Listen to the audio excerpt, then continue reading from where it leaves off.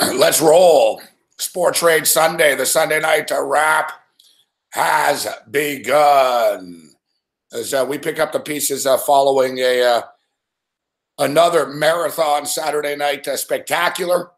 Last night, we appreciate everyone who joined us. Tonight will obviously be a much shorter wrap up program, although we say that every Sunday night.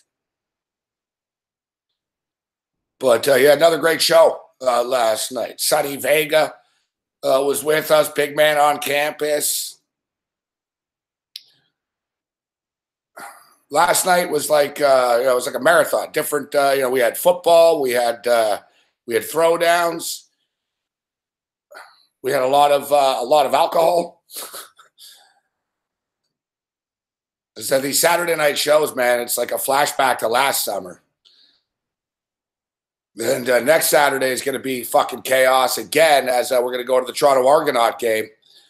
I haven't really fully figured out how we're going to approach this for our shows next Saturday, but like I said, most likely we're going to do a pre-game as opposed to the post. We'll mix it up, a little earlier show, and maybe we'll do something later as well. We've got some baseball going on right now. I'm on the under 8.5 in this game. I didn't post it because I really didn't cap it. And I sort of looked. I saw who's playing Sunday Night Baseball. And I was like, I'll grab the under. But I didn't love it or anything like that. So far, so good. It's scoreless right now. Been a lot of jams, bases loaded and all that type of stuff, and they keep on getting out of it. But right now, this time of the year, it's all about the World Cup right now. And the World Cup didn't go the way that we would have liked earlier in the day.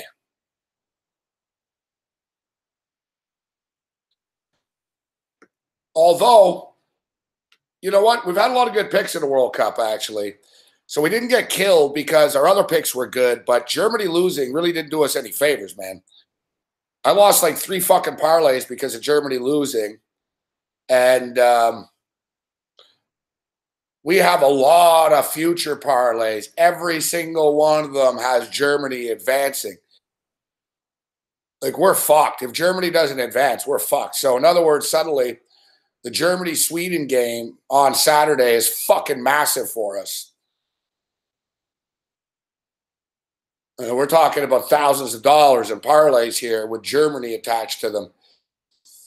It's a fine line in soccer, man. There's only 3 games in these round robins. You can't screw around. But the thing is, it's not like Germany didn't play well. They just, they had a million fucking shots. The ball just wouldn't go in. A lot of people have panicked already with Germany, and people are abandoning ship. And the odds have gone up to plus 800 for the Germans right now.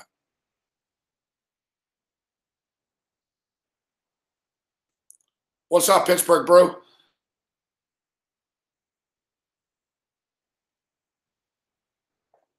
Baseball is the best sport for hedging, man.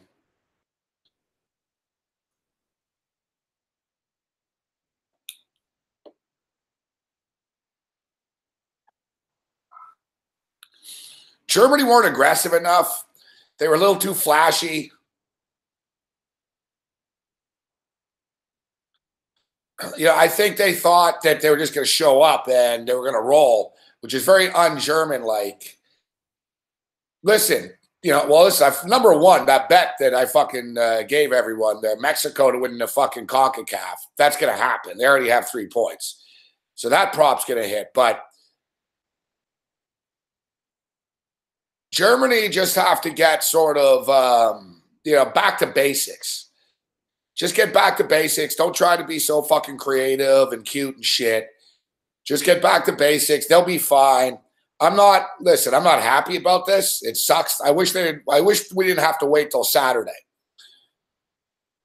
Because now it's going to be a stressful week. And honestly, tomorrow, guys, for our bets, and this is what happens now, we got to think for the future here. For all of our future bets, it's in our best interest if South Korea and Sweden's a 1-1 tie tomorrow. Or a tie. 1-1, 0-0, whatever. A tie. That they both get 1 point. It'll kind of suck. Suddenly Germany is going to be in last place in the group, but it's going to be bad. Like if one of those teams gets 3 points, specifically Sweden, it puts Germany in a tough spot of going up against Sweden. It makes it even more critical. Like it'd be better if fucking they just drew and then Germany beats them both after. Fuck.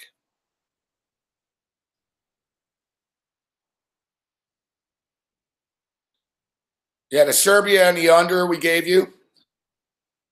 Hey, listen, the plus 225, we talked about it last night. We've had a lot of good soccer picks. And I'm one of the few people that have warned everybody all the time, and no one listens. But remember, Argentina's going to fucking kill Iceland and shit. I said they're not going to kill Iceland. Today, Brazil. Oh, Brazil going to be way too much for Switzerland. Switzerland suck. And I told anyone that would listen, Switzerland haven't lost in fucking 15 games, man.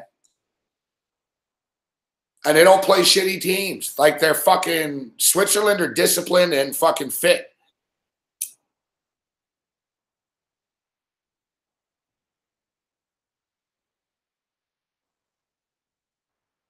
So we hit Switzerland. We hit Switzerland at the plus 1.5. I grabbed an in-game under 3.5 during that game. The Costa Rica game was great. We hit the under first half, 1.5. I told you last night on the show, fuck, take no goal in the first 30 minutes, take no goal, and then rolled over in the first 50 minutes. Then they scored in the 56th. We lost the props, though, with the headers and shit like that.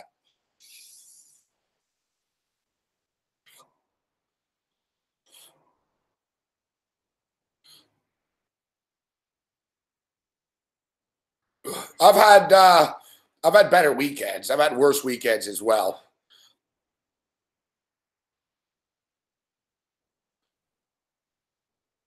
That Friday night Argonaut loss hurt, fuck.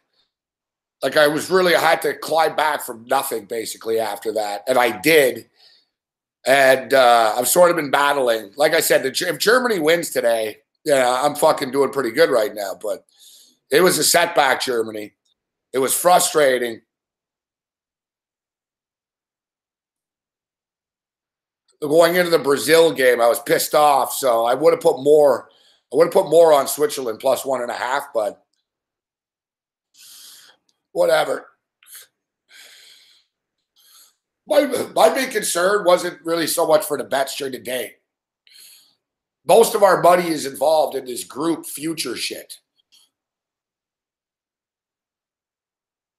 So yeah, most of our money's tied up in the group future shit. So that's why I'm just concerned about Germany. Yeah, Tommy Fleetwood, my fucking pick. Whatever, man. I didn't take him to be top 10.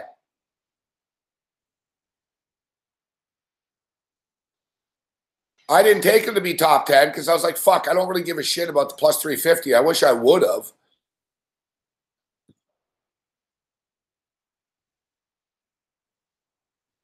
That's like the 4th or 5th time this year, man. I've taken a fucking golfer and he's finishing second place. And the problem was I couldn't cash out because he was never in a dominant second place. You know what I mean? Like, trust me. Like, I was on Bet365. They never offered me a nice cash out. And I had him at fucking 39-1 or 40-1. Fuck, whatever.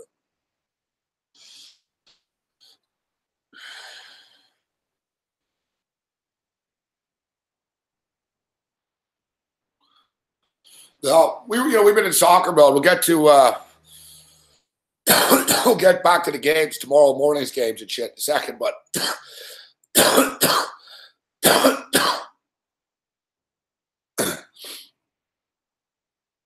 I don't know how Phil Mickelson got away with that. Fuck. And it really is fucking crazy, isn't it?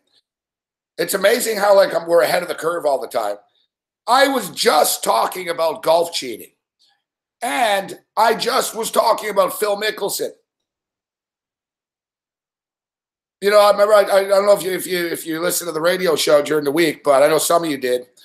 And we were talking about cheating in golf, all right? And, on the air, I decided to look up some shit about cheating on the PGA Tour. One of the worst cases of people cheating on the PGA Tour. And it's funny because I said, and both me and Cam said, Phil Mickelson's a big cheater. Fuck. And I was saying, imagine like him playing for money and shit. Hey guys, my ball's right here and stuff. So you just know Phil's a shady dude. And so we started looking at the story, and lo and behold, so there was an unnamed golfer, anonymous golfer. He wrote like an article in like Golf Digest or something about cheaters on tour. And the guy was like, yeah, I play on the tour. I don't play on the tour anymore, but I did. And, the guy was like a major player. He goes, I played in the Masters and I played in fucking whatever. And somebody moved a ball. Phil Mickelson complained about people were getting fucking. Phil Mickelson complained about people moving balls like away from their mark on the greens. And this guy, the guy that wrote the article said, this is why I wrote the article. He goes, I was watching a tournament the other day and I saw Phil Mickelson say that people move the balls all the time. And he goes, I nearly fell out. He goes, I spit my drink out. And he goes, let's just say Phil isn't the one that should be talking about this. And then he goes, but Phil's not the worst. And then he went on. He goes, Phil shouldn't be talking about that. And he goes, but Phil's actually not the worst one on the tour. And then he went on to tell about how guys cheat on the fucking greens and shit in the PGA Tour. And essentially it's very simple. They just they lie. Fuck. Like, when they put the marker down on the green, when they fucking put the ball down after, they put it like 2 inches in front of the fucking marker. And he was saying it's impossible to nail them, fuck. And so that's what it was about. And remember we were talking about like Vijay Singh's the biggest violator? So it's just amazing to me that like 2-3 days later after we're talking about this shit, that Phil Mickelson does what he did.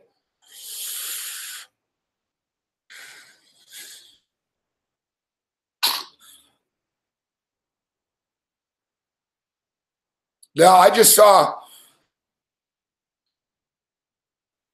an interview.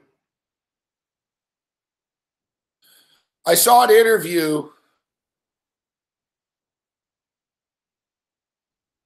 with Phil Mickelson. And they asked him, so what the fuck happened? Like, I don't know if you guys saw this. I'm sure you did. We didn't really talk about it yesterday. We're hammered and watching the soccer and shit. I'm going to talk about this a lot on the radio tomorrow with Cam, obviously. For the record, Brooks Koepka won the U.S. Open. But again, second year in a row. It's fucking hard to win the U.S. Open once, let alone 2 years in a row. So I saw an interview with Mickelson. And basically, I don't understand. I don't understand, the rules that they fucking let him get away with this. It's just baffling to me. I'm looking for the quote here. Let me get the quote here.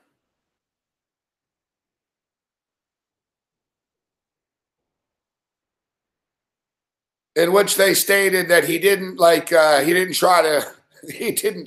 try to stop the ball from going off the green.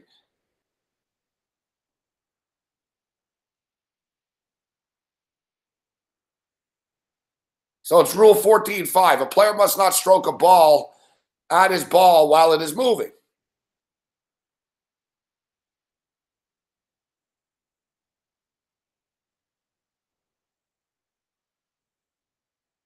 So basically, Phil Mickelson said in the interview after,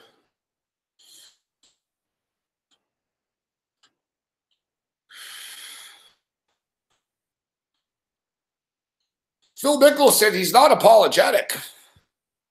He's not apologetic about this. He's pulling a Mick Aussie. Phil Mickelson said after, I know people don't like it, but he said it's part of the rules.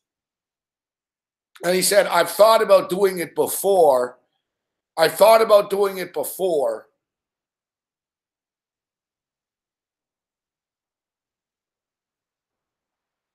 Yet this is the first time I had the opportunity to do it.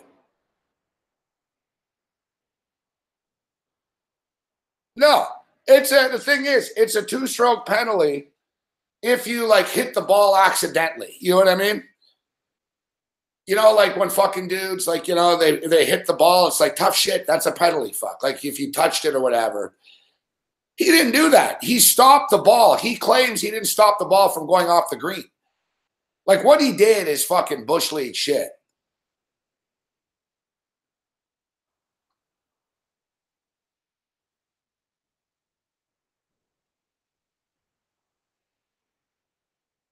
I want to play the interview. Where the fuck did I see the fucking, where did I just have this? Golf's annoying, fuck. Everything, a lot of shit's blocked and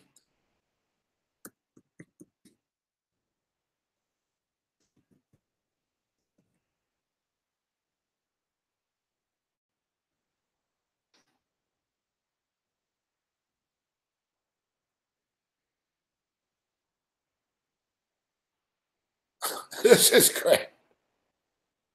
It's time for Phil Mickelson to grow up, USA Today.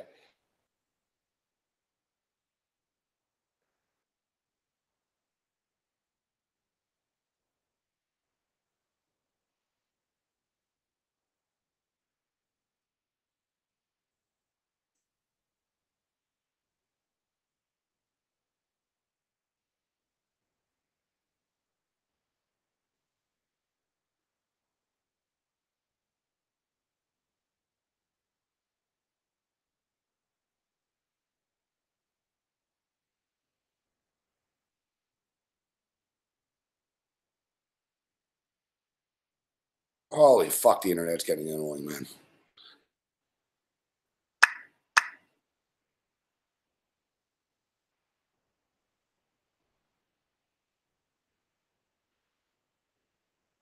I had fun. Beef and I had a great time today.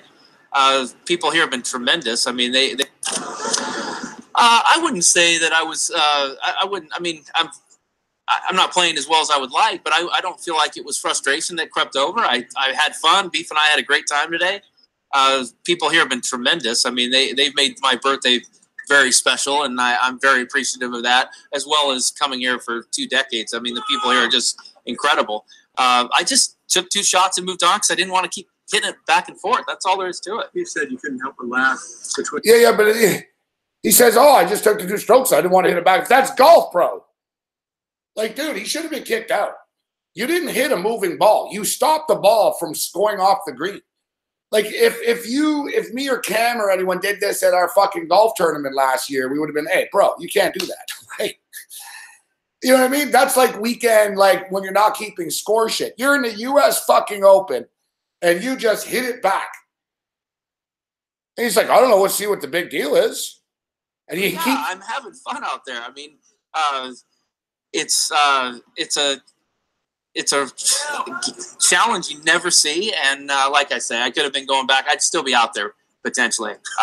I took 2 shots, moved on, and got to play the next hole. Did you know you could have taken an unplayable and just put it back and replayed the shot from where it originally was?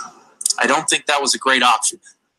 It was downhill, downwind. A good chance I'd do it again. So, you know, like I say, I tried to hit that. You made a mockery of the sport, bro. It's unbelievable that, like, Phil Mickelson, you know, I've been around a long time, so I remember Phil in his young days. People hated him and shit.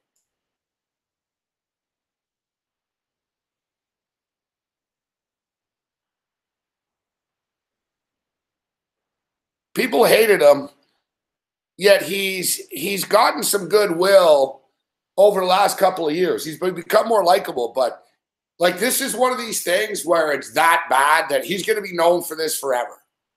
Like it really is. This isn't just like a little whatever. It's like controversy or it's like, you know what I mean? Like shit happens every week. I mean, you know, we still talk about Tiger Woods getting them to move the fucking boulder for him. There was a big boulder on the course once, and Tiger Woods called it a rock because you can move a rock as an impediment. But the thing is, this wasn't a rock. This was a boulder. It was part of the golf course, and they moved it for him. Like, you know, there's a lot of cases and stories in golf where there's an argument and a debate.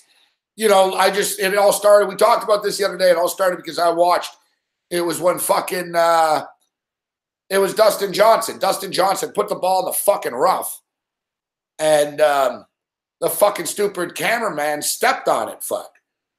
And he got a fucking free drop out of it, and it was a free pass for him. So, like, every day in every tournament, if you're paying attention to this shit, there's a lot of, like, controversial shit that goes on in a golf tournament where, you know, the other guys could really argue they're getting fucked, right? But this is beyond this. This is, like, blatant cheating. Like, to me, this is, you know, you basically, that's like a meltdown. Like, to me, that's a meltdown. Like, he would have been better off saying, I don't know, man, I melted down, I got frustrated, and I fucked up, man. You know what I mean? And everyone laughs it off. That's what he should have done. He should have said after, you know, we've all been there, right? I just got so frustrated, man. And, you know, I take the penalty. I'm sorry. That'll never happen again. Instead, he's like, well, that's part of the rules. And, you know, fuck you. I'm not, you know. Here's the more in-depth one where he's really just a prick.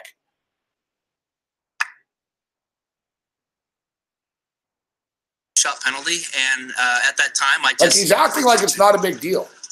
Look, I don't mean disrespect by anybody. I know it's a 2-shot penalty, and at that time, I just didn't feel like going back and forth and hitting the same shot over. I took the 2-shot penalty, moved on. It's my understanding of the rules. I've had multiple times where I've wanted to do that. I just finally did.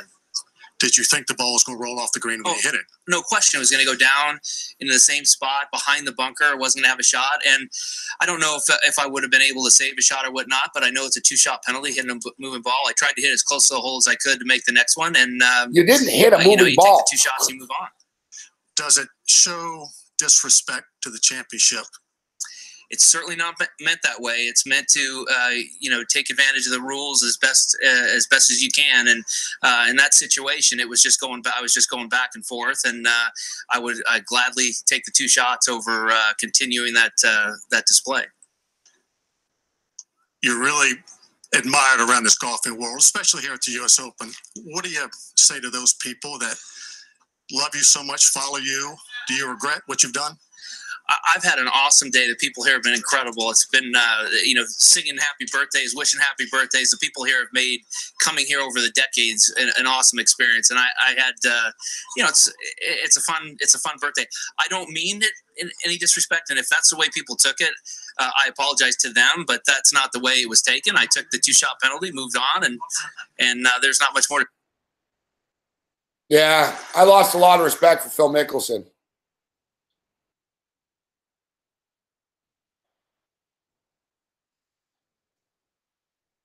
I've lost a lot of respect for Phil Mickelson over this.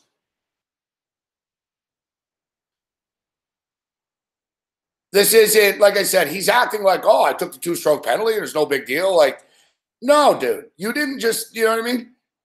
He's acting like everybody does this. I don't know what the big deal is. Not much more to say. You know, I took a 2-stroke penalty. It's like, no, you didn't. There's a reason why nobody does what you did. You know what I mean? It's unethical. You're a prick. And you should have been ejected from the tournament. You made a mockery of it, and I don't know why the USGA let you get away with it. There's a thought that because Tiger was fucking doing bad, they wanted Phil on TV, which I don't know. I think is stupid, but I don't know.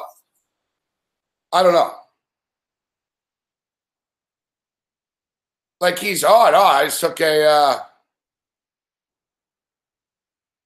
I just took a 2-stroke penalty. Like I said, I've lost all respect for Phil Mickelson. Like, the dude's a dirtball. Like, the fact that what he says now after is what bothers me even more. Like I said, if he would just said after, how you doing, Lisa? If he just would have said after, listen, I got frustrated. The green was a bitch, and, I'll take the penalty. I'm sorry. It's never going to happen again. Instead of, well, I've always wanted to do that, and I just took advantage of the rules. No, you didn't take advantage of the rules. Fuck you. You stopped the ball from going off the green. You didn't hit a moving ball.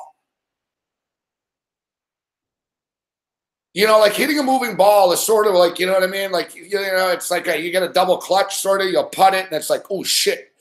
You hit it, but it hits it, It's extremely rare. You never see golfers do that. Like pro golfers never get that 2 penalty stroke for hitting a moving ball. Yeah, that's the rule. but you never see it happen. And that the thing is, that's not the definition of a moving ball. The definition of hitting a moving ball is like you fucking, not you running to the other side of the green to stop it from going off and hitting it back. It's fucking garbage. He should have been ejected.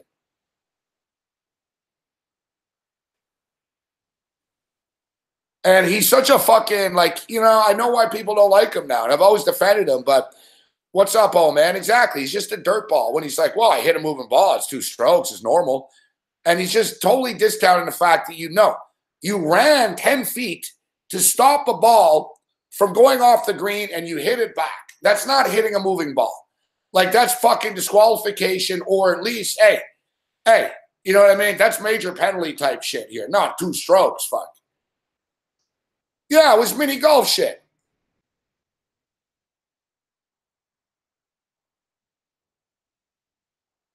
Listen, I've been reading about this all day for the last couple of hours here, and other players are fucking pissed, man. Like, people are saying, everyone's saying he should have been booted out of the tournament. And he's such a dickhead. He keeps going back to, oh, it's my birthday. And, oh, great. The people are tremendous. Like, no one said to ask you about your birthday. What do you think? Because it was your birthday, you get to fucking, it's insane. It's basically like a fucking field goal kicker missing the field goal, running down to the 1 yard line, picking the ball up and kicking it, putting it through the fucking uprights, and then going, what? What's the big deal?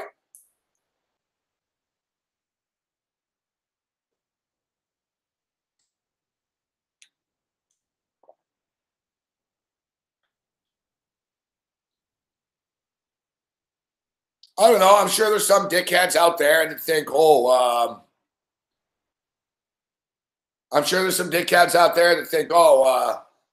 hey, he's smart. He was just taking advantage of the rules. The thing is, that's not the rules. Like, he's lucky. He was just lucky that the marshal there is a fucking idiot and liked him. It's, it's a double standard. Like I said, I've been reading all kinds of different golf shit, and everyone's saying the same thing, that he should have been ejected from the tournament, and if it was anyone else, he probably would have been. This is from The Guardian in England. And they take their fucking shit seriously in England with this stuff.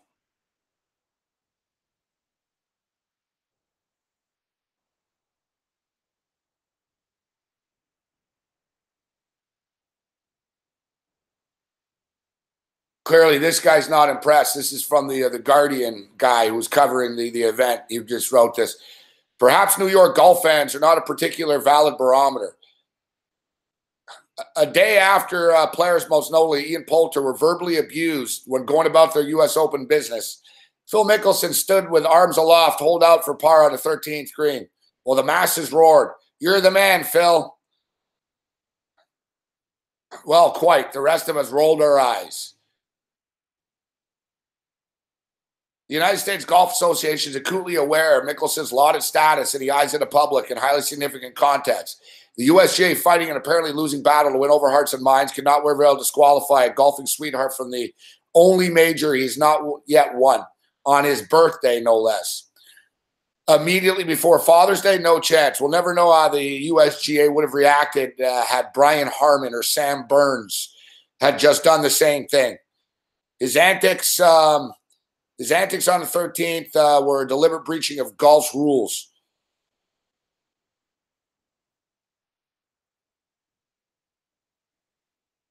This guy's like fucking pissed. You guys right.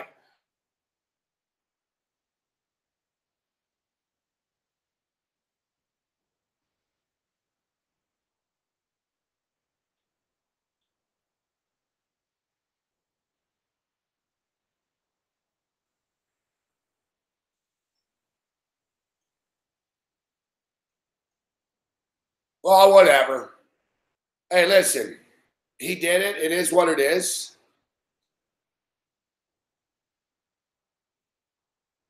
I mean, he's not Jerry Sandusky.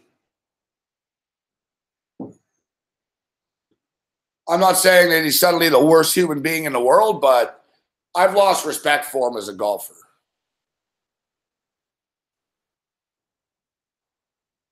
And I do believe that he'll be forever known for this now.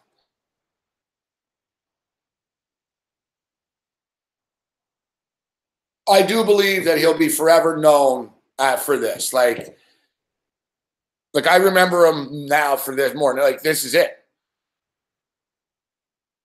Like, after his entire career, bro, you're 20 years, man, out there on the tour. 17 years, whatever it's been. You just fucking that's you. That's your moment. That's the highlight. You know, everyone sort of has that sort of moment. Like, no matter what, Ron Artest is Ron Artest. Ron Artest is the guy that ran into the crowd. You know what I mean?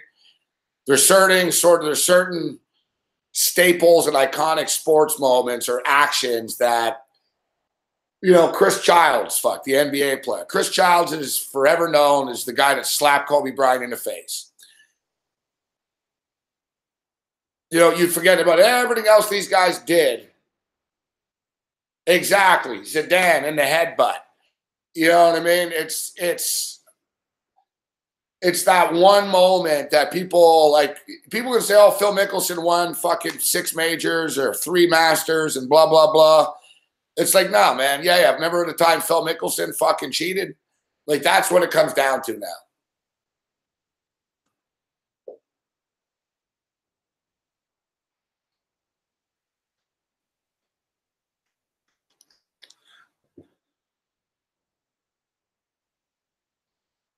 What's up, big man?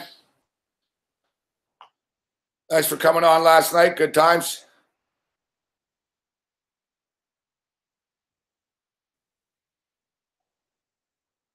Yeah, Van Gundy. Yeah, I believe Van Gundy didn't do anything wrong. Van Gundy was just hanging on to Marcus Camby's leg.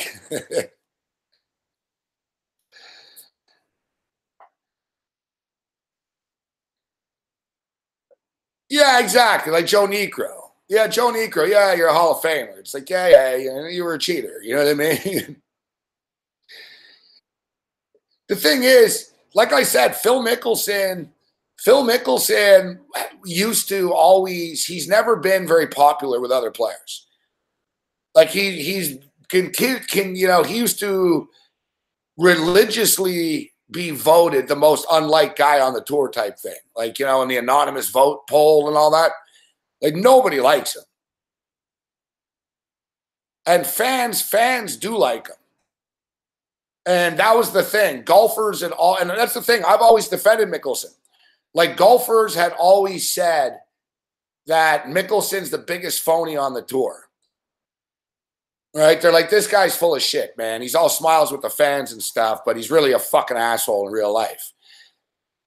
You know, and I was like, well, who cares if he's an asshole if he's nice to the fans? That was my stance before. And, you know, remember Mickelson was nice. Mickelson fucking gave 2 tickets, remember, to the Super Bowl when it was in Phoenix? The Waste Management, he went up to a fucking father and son in the crowd. He gave him, you know, like, Mickelson gives shit to fans. He is nice to fans and shit. And he always has been.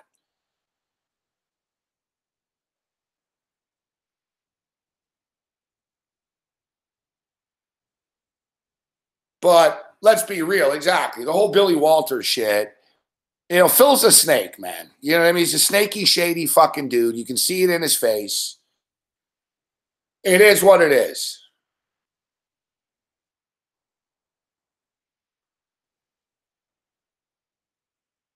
But, like, golfers never liked him.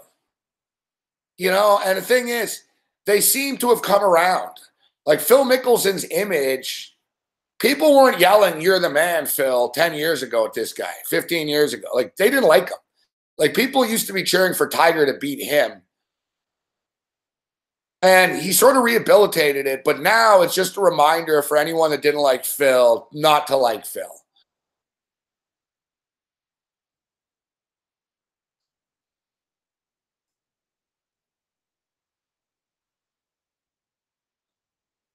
He was full of shit. Yeah, remember, and it was the other tournament when he didn't go because he went to the graduation and he got treated like a fucking hero.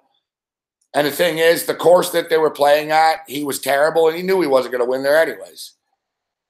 Like, Phil is a big, you know, he is a fucking dickhead, but he's an enigma. Look, you guys remember years ago on Sirius, I had Dick Butkus on the show. Chicago Bear legend Dick Butkus. And Dick Butkus said, I just wanted to say something about Phil Mickelson. Like out of the blue, fuck, it was weird. Like, he brought it up. He goes, I just want to say something about Phil Mickelson.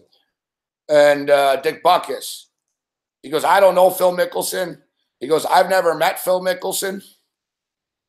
And he goes, Phil Mickelson paid for both my kids to go to university.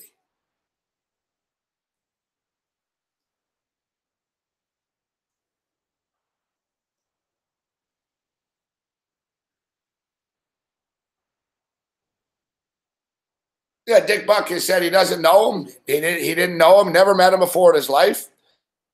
And he got a call, fuck. He got a call. There was a feature on ESPN on Dick Butkus and how he was broke and shit. Not like, he's not in the gutter broke, but basically he's got a lot of health issues. He didn't make a lot of money, obviously, in the heyday in the NFL. Like, in those days, they didn't get paid money. So he's living a modest lifestyle and shit.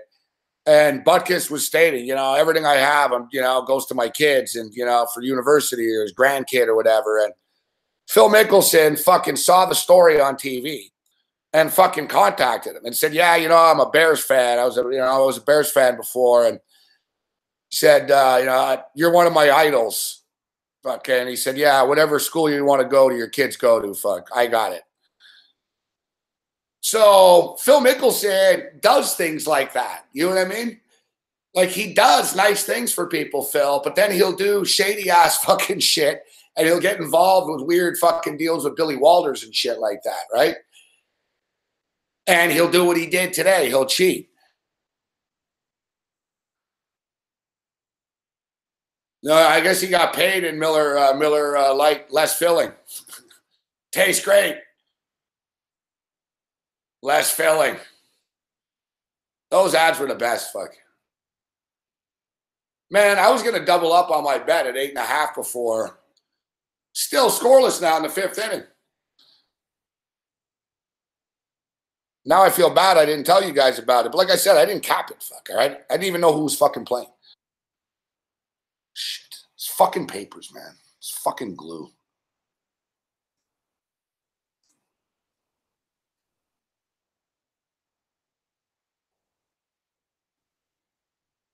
Faulty fucking glue, man. I'm getting sick of it.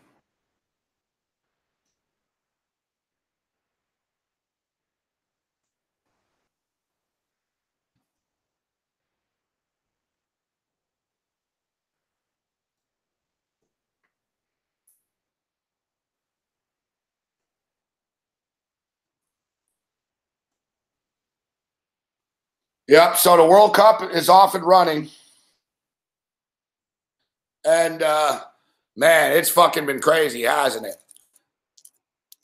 I had a weird feeling. I fucking did. I'm riding Germany, but I had a weird feeling that it's going to end up being some fucking weird matchup in the final suddenly. I'm almost going to shake things up, and I'm going to play like just a random other matchup now. Like, it's going to be like Belgium versus Spain or something. Fucking, it's going to be 2 teams, or just a matchup. Everyone said, oh, Germany and fucking Brazil. What, Germany and Brazil are both going to get bounced early, fuck, or something.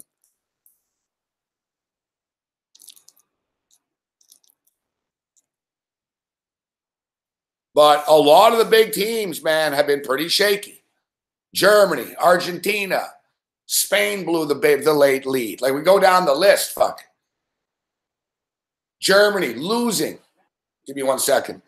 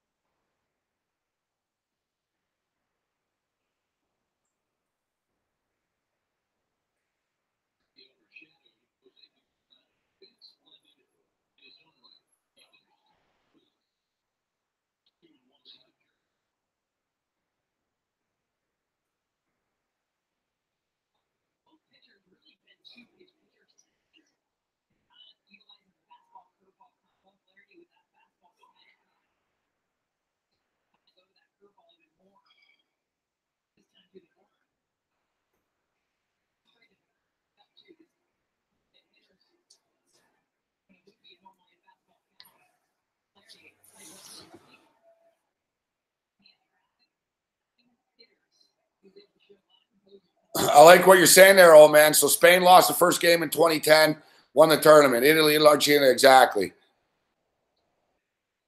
Well, look, Germany are now plus 800, man.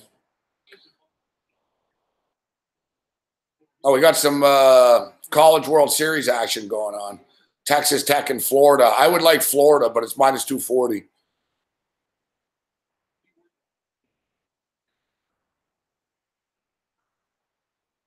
So new odds right now. Brazil, minus 400. Spain move up the ladder, plus 450. France, plus 700. Germany, plus 800. Belgium, plus 900. Argentina, plus 1,100. England, 14-1. Portugal go from 25 to 20-1. Croatia remain in the 28-1 range.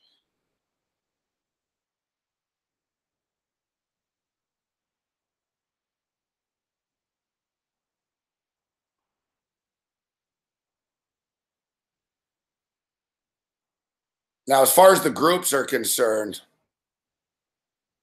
it's amazing, man, how shit changes with one game. Mexico are now minus 138 favorites to win Group F. Mexico are now suddenly minus 500 to qualify. Now, Germany remains minus 300 to qualify. So, the sports book still believes Germany will be fine.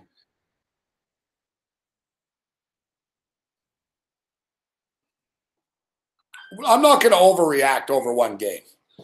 The problem is you only get 3 games, so there's not a lot of room for error. So they got it out of the way. Sweden aren't that good. Like Sweden aren't as good like Switzerland are better than Sweden. It's not like Sweden have been more dangerous in the past. With Noah Ibrahimovic, they're not the same. They can't score. I think they've scored like fucking 4 goals in 8 games or something. Like Sweden cannot score right now. So Germany should be fine. As I stated, tomorrow, I don't know, man. I don't know, like statistically, mathematically, what the best thing for Germany is, but I sort of think it's if they tie tomorrow. They just both get a fucking point, and then Germany beats them both after, and they move on. And one thing as well with Mexico. Listen, it was a big, big win for the Mexicans today. I thought that Mexico was being a little bit under talked about coming into the tournament, but, you know, they were in a tough group.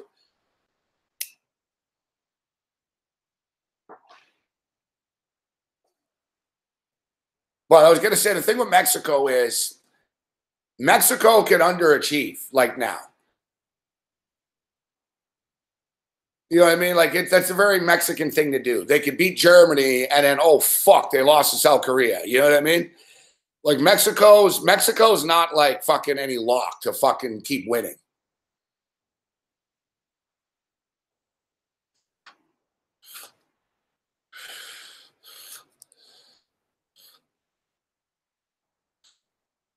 Exactly. And honestly, I don't really think these teams give a shit that much about first or second.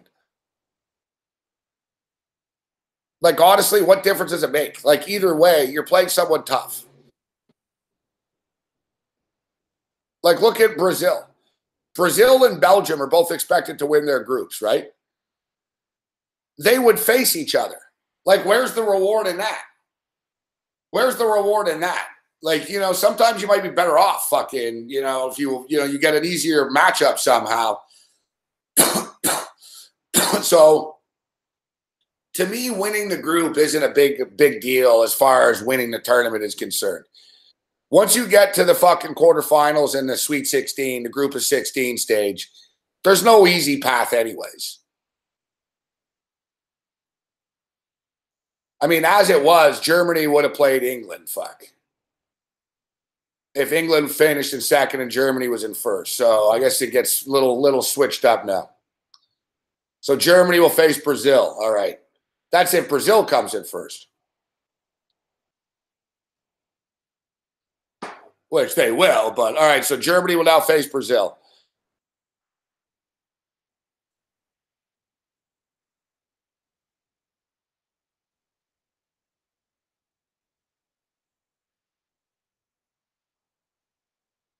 Yeah, actually, it's a bitch because I guess, yeah, then suddenly fucking Belgium would get to play fucking Switzerland instead.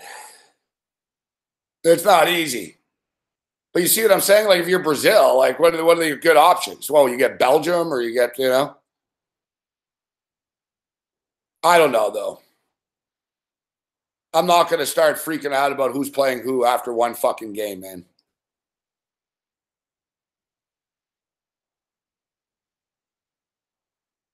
Updated odds, though, right now. And standings.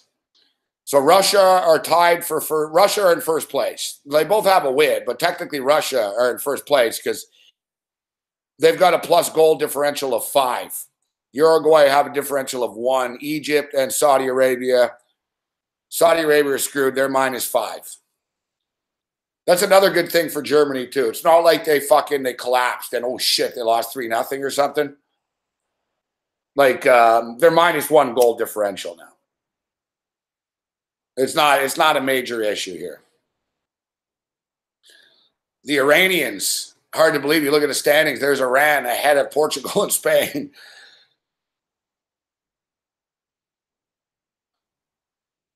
It's interesting. You can get Spain to win this group right now at -150. It's pretty good.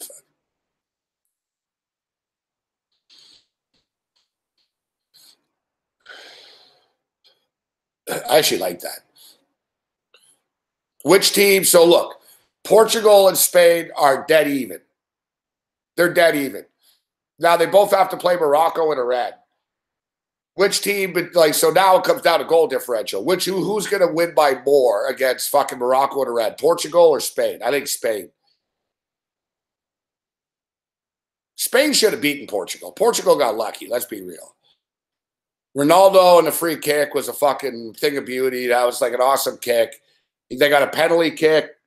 Ronaldo's second goal should have been stopped. It was a shitty goal. Like, Portugal were kind of lucky. Spain are fucking good, man.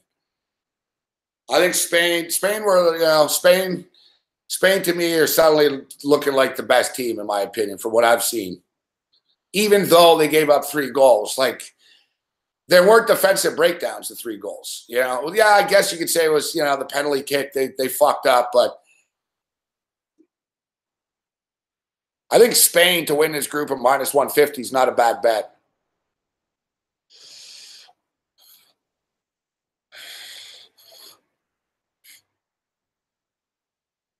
France and Denmark both won against Australia and Peru. France are minus 334 to win the group. Denmark are plus 275 to win the group. The thing with the Germany is, though, we have like $500 in parlays with them. We have the $200 parlay.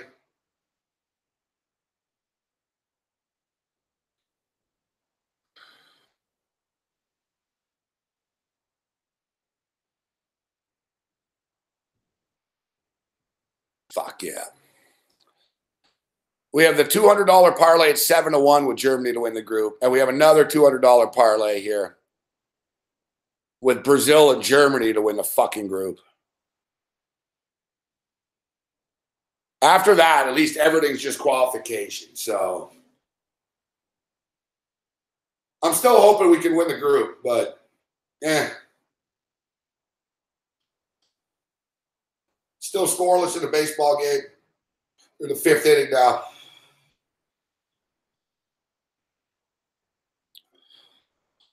I'm liking Spain, though, at minus 150 to win this group.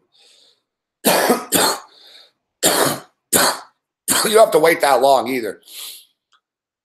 To the 27th. Like, the group stage end, like, on the 25th to the 27th. Like, next weekend to next Wednesday type shit. This group stage wraps up. And then it's pretty much rapid fire after that.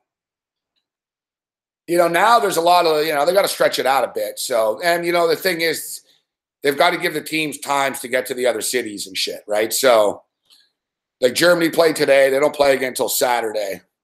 But once the quarterfinals start, it's more rapid fire. I think the games are like every 4 days type shit. Like, you'd play on a Wednesday and then boom, you'd play. Or you'd play on Tuesday or Wednesday and then boom, you'd play on the weekend again.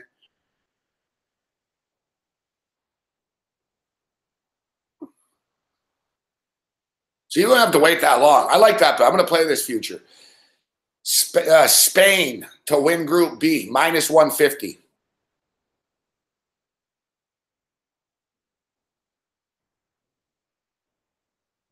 Yeah, we're going to have to sweat. We're going to sweat everything out, Spencer. Listen, Spencer, it's pretty clear. For all of our parlays, we need Germany to beat Sweden. If Germany doesn't beat Sweden, we're not totally fucked. Like, if it's a draw, we're all right, kind of, but not really. Like, we need to beat fucking Sweden on Saturday. It's a big game for us.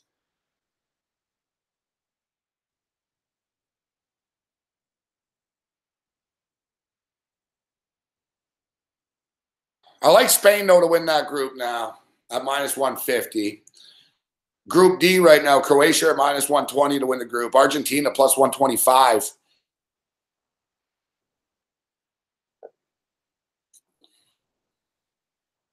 Little value right now with Brazil, I would say. Brazil are minus 175 to win the group.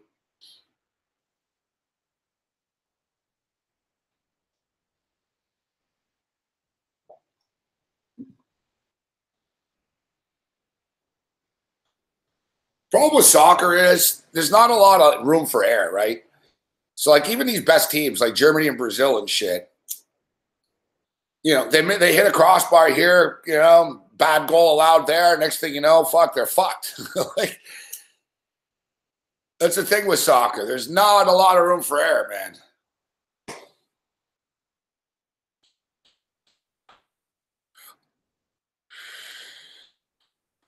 So Germany are now plus 250 to win the group. Mexico are minus 138. Sweden plus 500. South Korea plus 1,200. South Korea plus 400 to advance. Sweden plus 162 to advance. Germany minus 300 to qualify still. So, and of course, we haven't seen Group G. Group G hasn't played yet. And Group H haven't played yet. We'll get our first look at these teams tomorrow.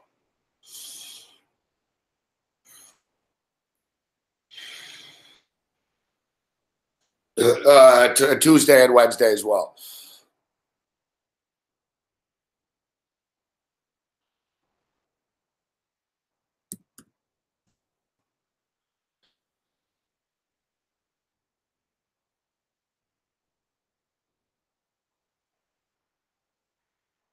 $8 a.m. Monday morning. I'll be up for this.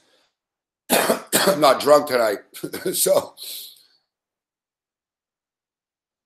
I missed a few of these games. Man, I was fucking hammered last night. I was up all night. Same shit. I made it to the Costa Rica game. I fucking passed out. I woke up during the Germany game. I was like in and out during the Germany game. And then I saw the entire most of the Brazil-Switzerland game, but I fell asleep during that game too. Fuck.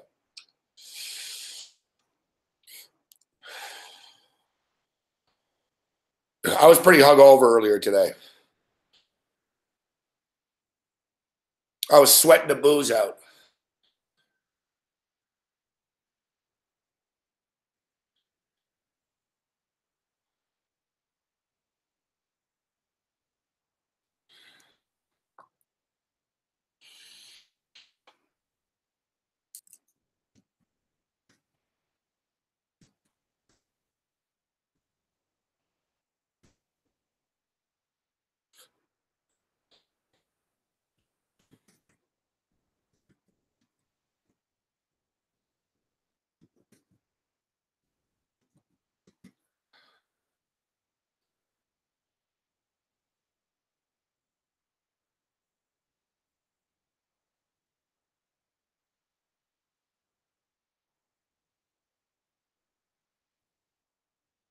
So 8 a.m. 8 a.m. We got South Korea and Sweden.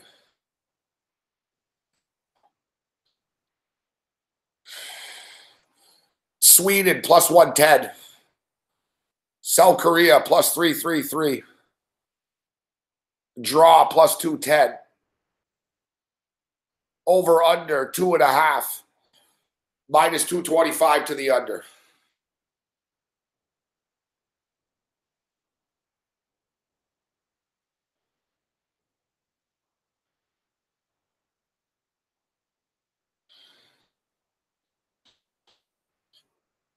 So let's go.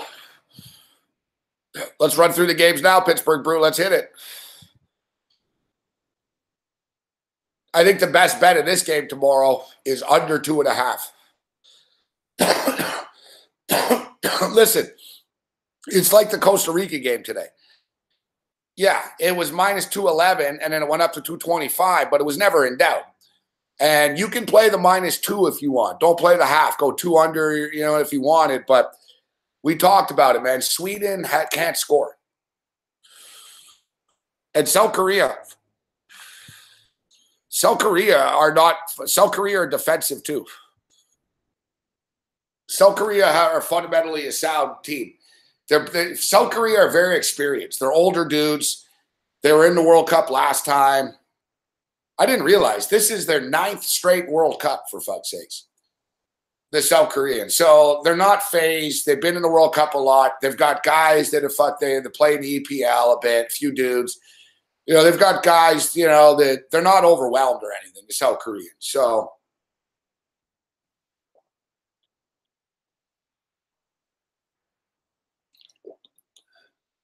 they don't make a lot of mistakes, South Korea.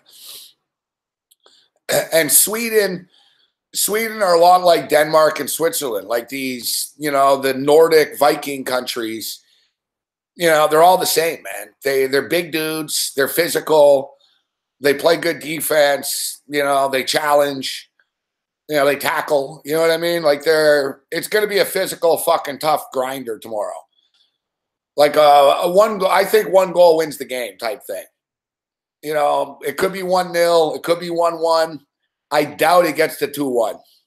It could. Anything can happen, obviously, right? But I'm going to go pretty big on it. That'll be my big bet to start the day off. Like, I don't see them getting to 3 goals, man.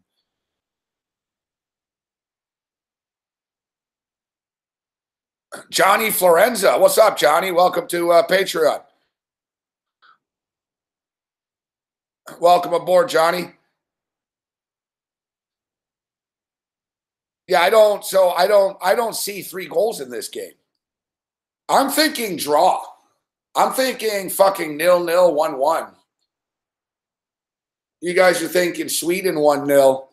But my big bet here, it's minus 225. It is what it is, but I'd rather lay 225 and win.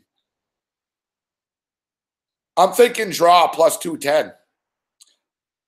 There's a reason. There's a reason why the draw is only plus 210. Yeah, the draw is legitimately in play here.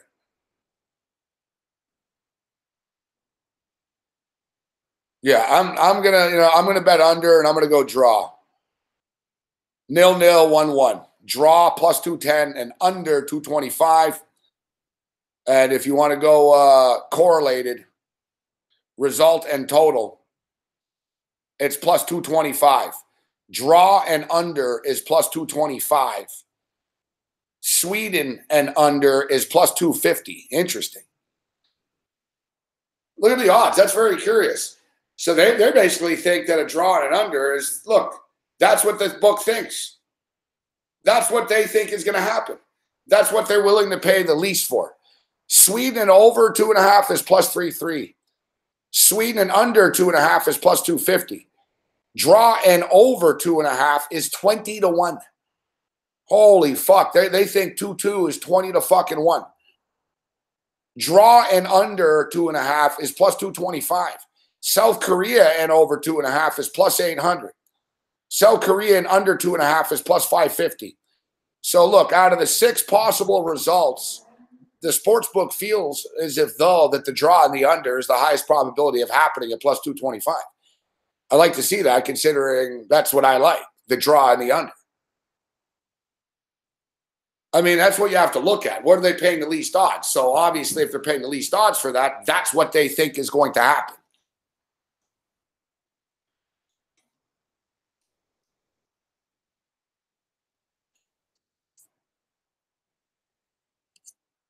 Look, both teams to score no is minus 163. The computer and the odds makers, they're not seeing goals here.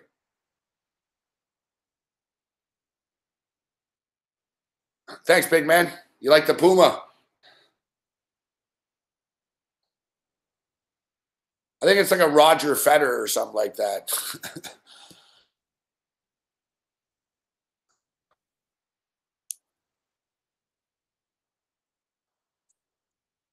Yeah, you know what, Pittsburgh Brew? I know most books don't let you. That's a good point, old man. It is due. Pittsburgh Brew, I know most books don't let you do the correlated side and parlay in soccer, but they have it listed under result/total goals. It depends on the book you're betting at. Oh, you're betting at 5 times, you said. All right, yeah. I don't know if they have that result. And still scoreless in the baseball game. 6th inning now. What do you think, big man, of this game?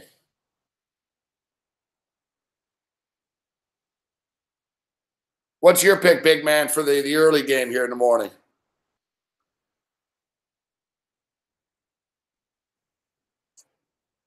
I'm saying draw and under. I'll go bigger on the under. I'll play that little plus 225 too, correlated result total. But my big bet will be under 2.5 in this game.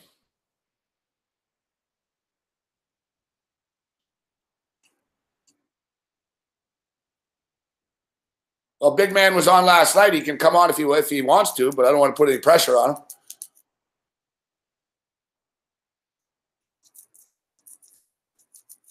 Maybe big man's naked right now. He's sitting there wearing a towel only.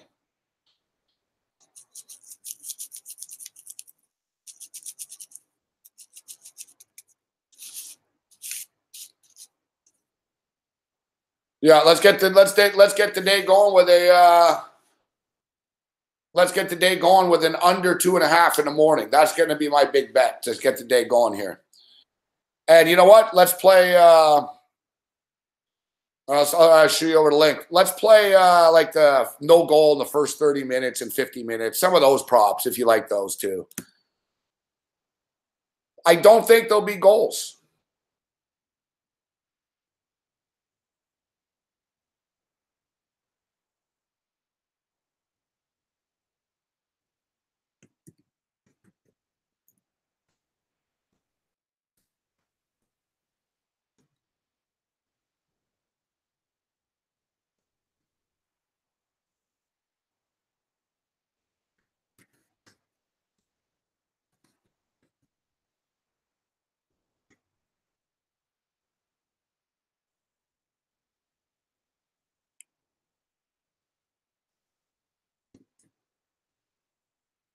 Where's our boy Bruce chat at? Bruce sent me a message about the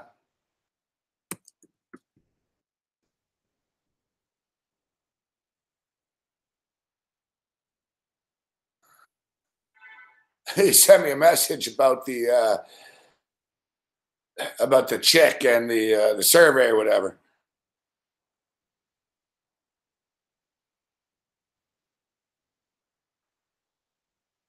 Sweden to win 1-0. That's what you're going to go with, 500, huh? True says 2-0 Sweden. Yeah, I'm going under 2.5, man.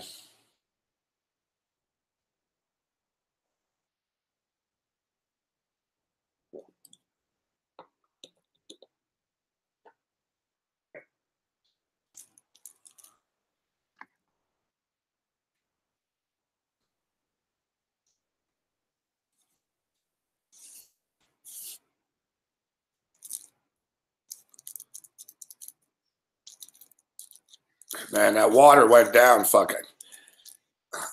I'm like a cactus right now, man. I'm like the desert, fuck. I keep drinking water all day. It just doesn't do anything. The fucking wine and beer really dehydrates you.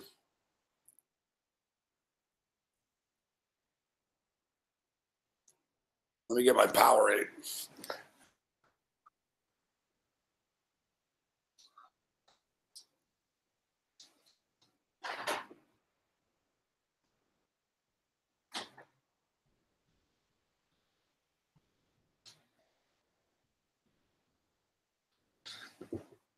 Two for $3.50, $2 for $3, or 2 for $3.50, whatever it was. How can I resist?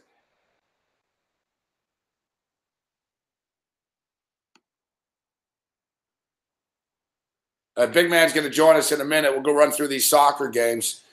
Still scoreless in the baseball game. Fuck, I feel bad. I should have fucking posted it with you guys. But like I said, man, I didn't cap it, you know? I was hungover as fuck. I just looked. Who's playing tonight at baseball? I knew we were starting at 9 tonight instead of 8 because I fucking didn't feel well.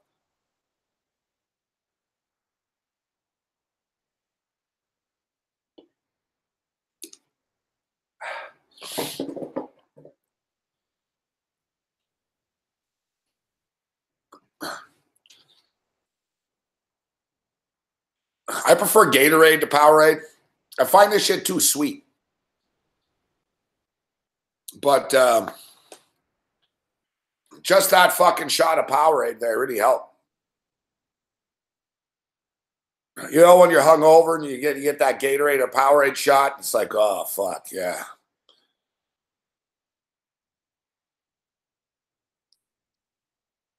Oh, a quick reminder: make sure to call your fathers for Father's Day if you haven't.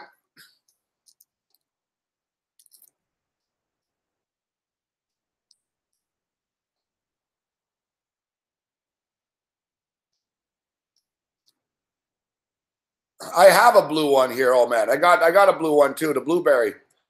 Blueberry's not bad actually. I've got one here.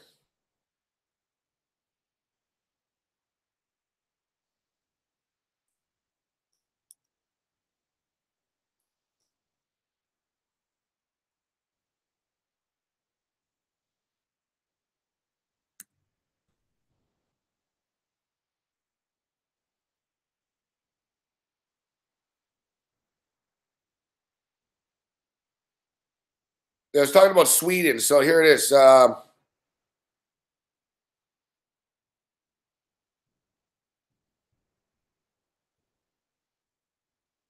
Listen, this is recent form for the Swedish team. Draw, win, loss, loss, loss, draw, draw. Not playing, not exactly rolling in here.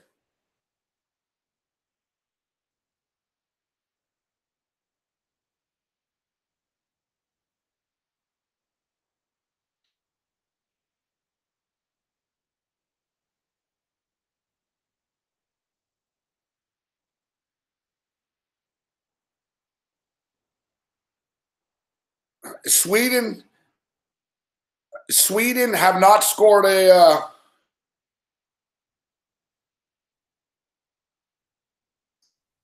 here's collect calls. Sweden have not scored a goal in 3 straight games.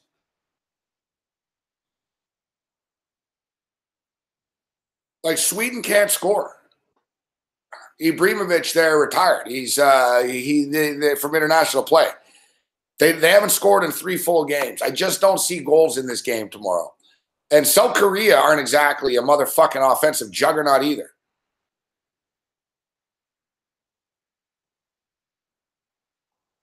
I'm looking at I'm looking at a draw on the under here.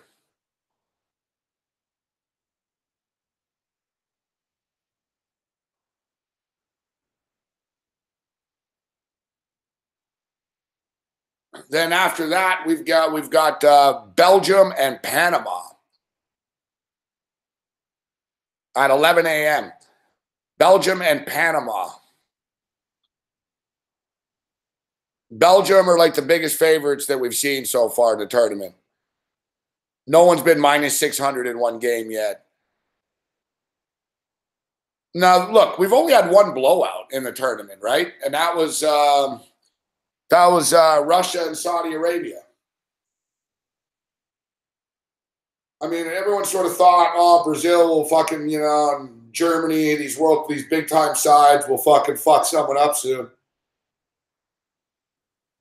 I think this is going to be the one here. I think this is the one. I think Belgium fucking rolls them. But what's Belgium minus a goal and a half even? I bet you even that's not going to pay much. Alternative Asian handicap, Belgium, minus 1.5. That's not that bad, actually.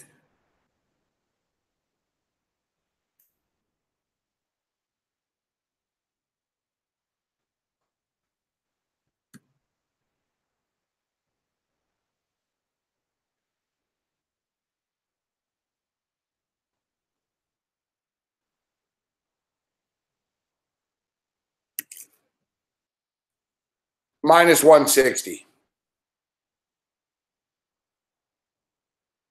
Minus 160. Belgium to win by 2 goals tomorrow. 1.5. Minus 160. I think I agree with the corruption. I think that game was fixed.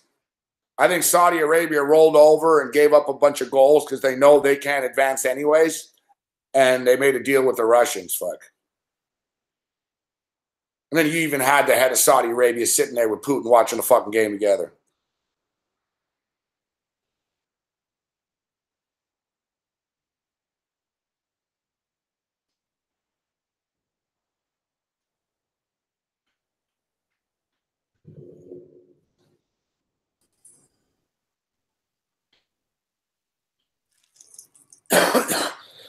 I bet you'll see the next game Saudi Arabia plays in. Everyone's going to lay a shitload of goals. Just take Saudi Arabia plus like 2.5 or something like that. Like, they'll be better. You know what I mean? I think they rolled over against Russia to fucking let Russia get 5 goals. I really do. Big man on campus. On a Sunday night, stepping up and in. As we talk, let's go over the games here, the early morning games. What's going on, big man? How are you? Good stuff. Good to see you, buddy. What's going on tonight? I didn't know if we were using the music tonight. Yeah, no, the band's hung over. Hiatus tonight. They're off tonight. All right. Yeah. I had nothing. I just got down to the shore, hanging out. Oh, yeah, you're not in Philly. You're at the Shore Place, huh? Yep. hmm Just got here a little bit ago, hanging out. Looks like a nice place. It is. I'll take you on a tour sometime. Yeah, nice and spacious. You got a TV behind you there. Yeah, there's something wrong with it. I got to get it fucking fixed or something. It's all like staticky. I fucked the wires. I think I fixed it, but So, exactly. I can't afford to pay the bed every day. So, you gonna go over to the sports book in the morning and check it out, or did you go today? yeah, I was actually gonna try go. I don't know, maybe in an hour or so. Oh, tonight, huh? Yeah, but again, I think they close at midnight, so Yeah, they wouldn't be open. I might just go tomorrow. I'll just start. Yeah, tomorrow. like how far? I'm only about 15 minutes away. I can actually see Atlantic City in the distance. So 15 minutes from Atlantic City. What's the close? So we're gonna go to the Borgata. Borgata, yeah, that'll be it. Yeah, I can see it right in the distance there. It's all lit up. Does the Ravel have a book yet? They do. They don't open till the 28th. They actually they got new owners. They changed the name. They rehabbed everything inside, so they don't open till the 28th. So, but yeah, once they do, that'll probably be my choice book because the book they're building is It's a nice property, that place. Oh, it is. They spent a couple $2 billion on it. That's the best hotel in Atlantic City. Like that's the best overall property. Yeah, it is. I know it's fucking nice. Because the thing about Revel is it's on the boardwalk. Borgata's way out off. It's on the island, but it's back towards the bay. Yeah, exactly. Like the Ravel, you've got like the fucking ocean view and shit, right? Exactly. It's right out. You're right on the inlet, basically. So you got all the coast, and then you got the ocean, obviously as well. Yeah, it's great. Perfect spot.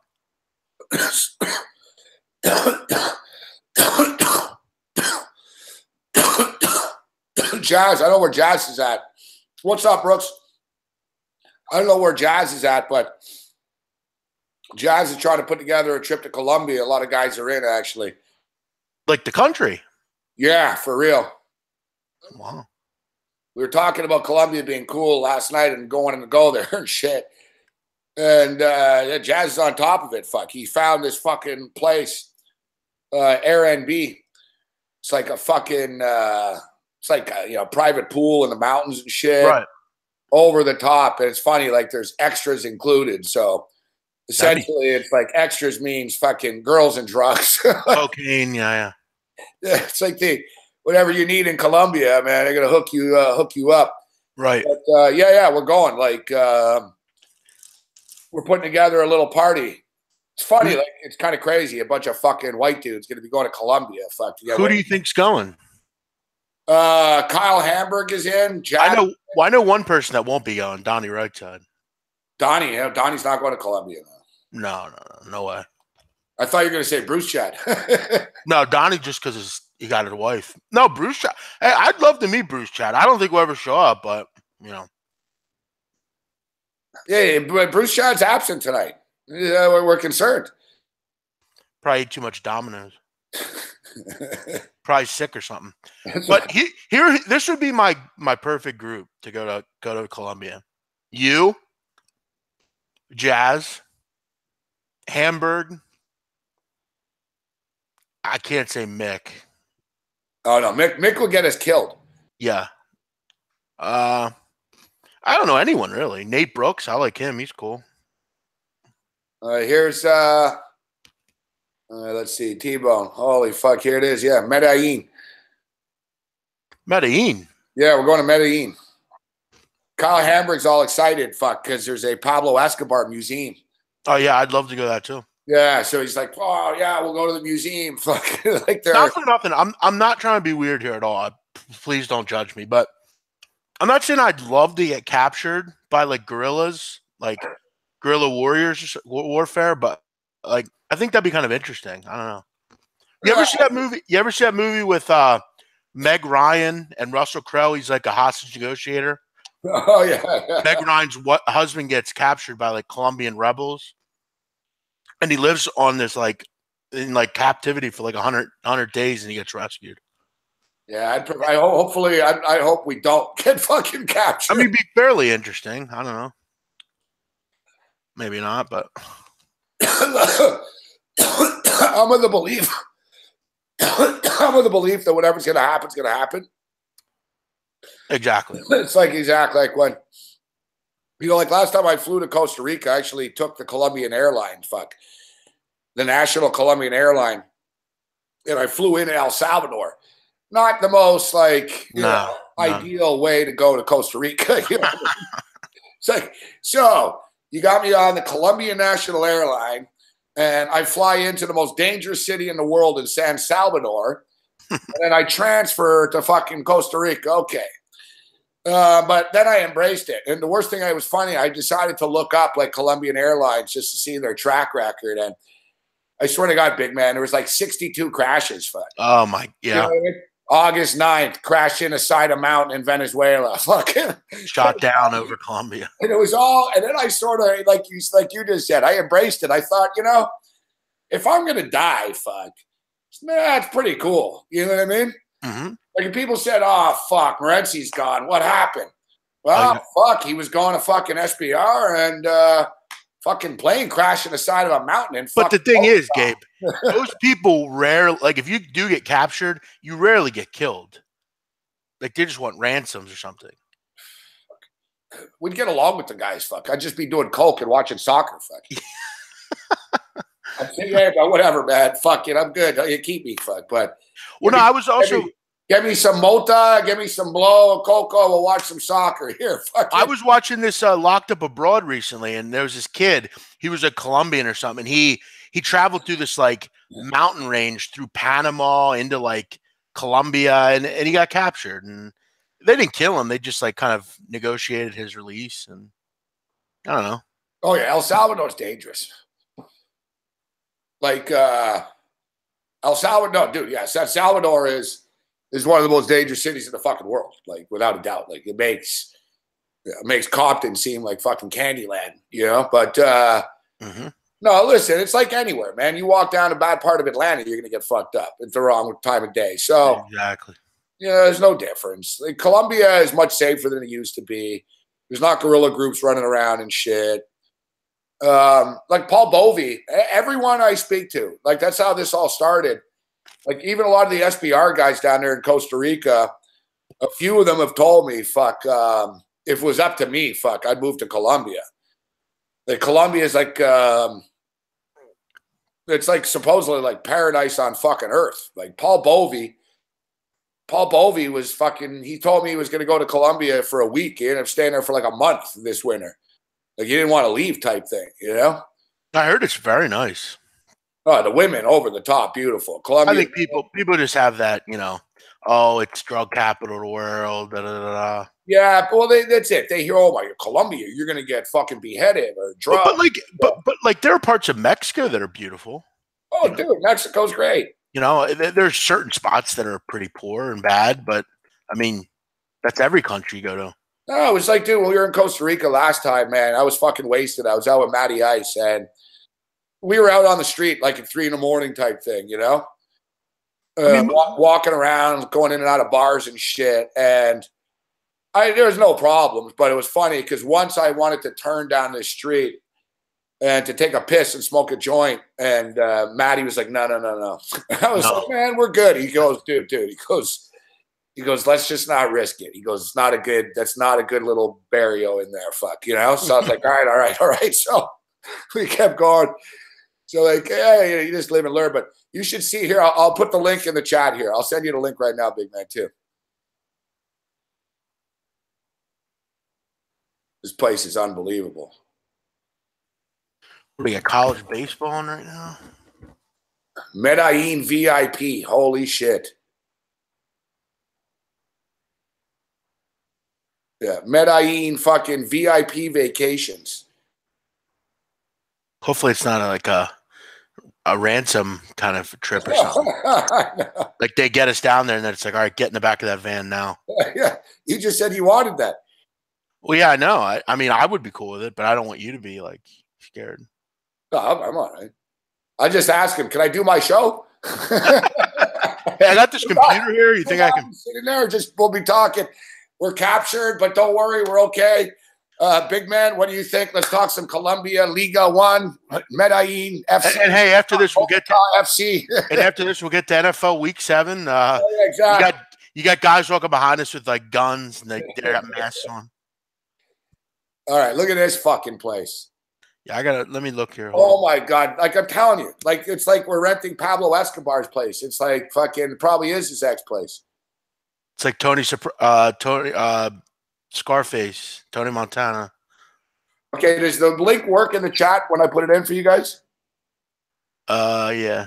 There it is. Yeah, I got it. Yeah. 7 bedroom. Wow. Damn, look at that. Wow. That just looks like a fucking rebel spot. Like, dude, look at the pool with the mountain, man. Imagine partying there with fucking. Gabe, look at the fucking ravines. I could see like warriors like running down those little hills, like charging the place. Yeah, we're gonna get. It's just the type of place where you holy want. Fucking shit, man! Look at this place. Wow. Yo, if you go to this, I'm in. Definitely. Look at the view. Yeah, I'm in definitely if you're doing this. It's called Crystal Palace. In-city views, no neighbors, infinity pool overlooking Medellin. This is the party palace you were looking for. Jesus Christ. Fuck, man. That's some serious ass shit, but pretty isolated. Like you said, fucking couple of fucking. Bro, look at look at the couple of the other ones too. Like you said, like your fucking neighbors, man. When you go down to the corner store, bro, they're like fucking warlords, drug dealers and shit. You want the yayo or what? 12-bedroom mansion with 2. That's what I'm looking at right now. Yeah, let's check this one out. It's pretty. It's like pretty dope. It's not that nice as the other one, but.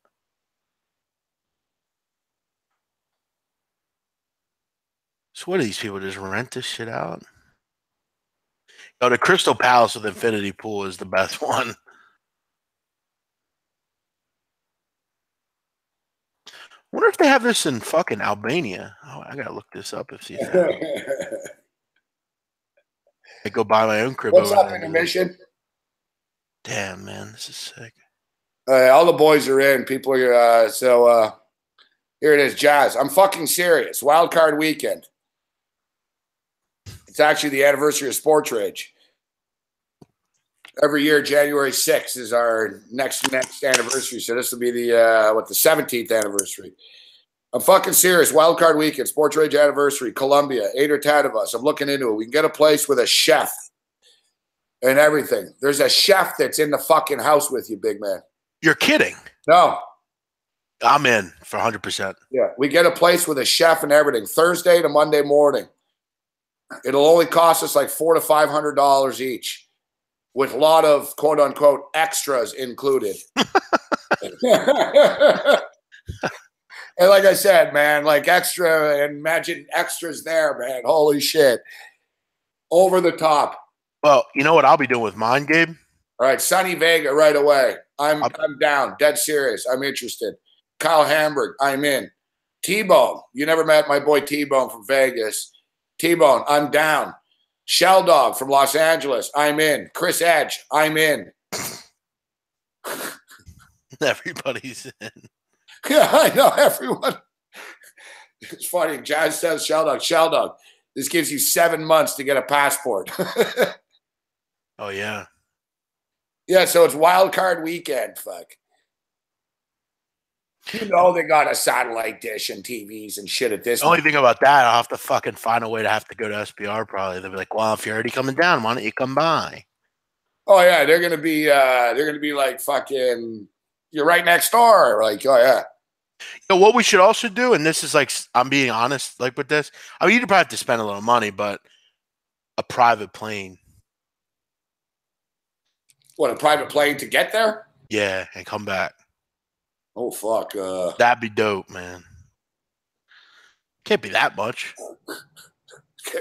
Well, if there was, depending how many of us. If there's 8 or 9 people, let's say you spend $1,000 a piece. That would pay for it. I don't know how much to rent a private plane. like a G5. Yeah, I'm gonna punch this in the internet right now, man. I gotta tell you, like the fucking DA and shit.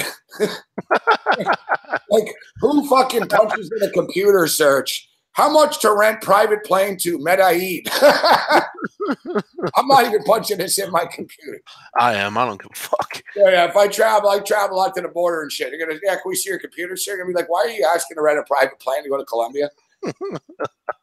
Medellin, Colombia. There it is. Oh, I was just going to Medellin for NFL wildcard weekend. All right, here we go. Pricing from Teterboro to. All right, services.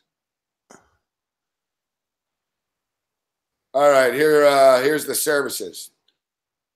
When you find yourself in Medellin with a group of friends and you feel like you've just been thrown off a boat without any proper guidance on how to swim, here we come swooping in with paddles, a safety vest, and all proper instruction on how to swim towards the action and excitement, including our concierge service. Medellin VIP offers help on how to get around, where to go, reservations, VIP service at the city's top restaurants, bars, and nightclubs. Our concierge service of an on-call expert available 12 hours a day. So you got a guy on call 12 hours a day hooking you up. Medellin VIP chef service. Transportation.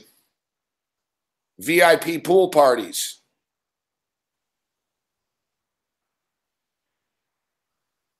All right. This is oh, look at this.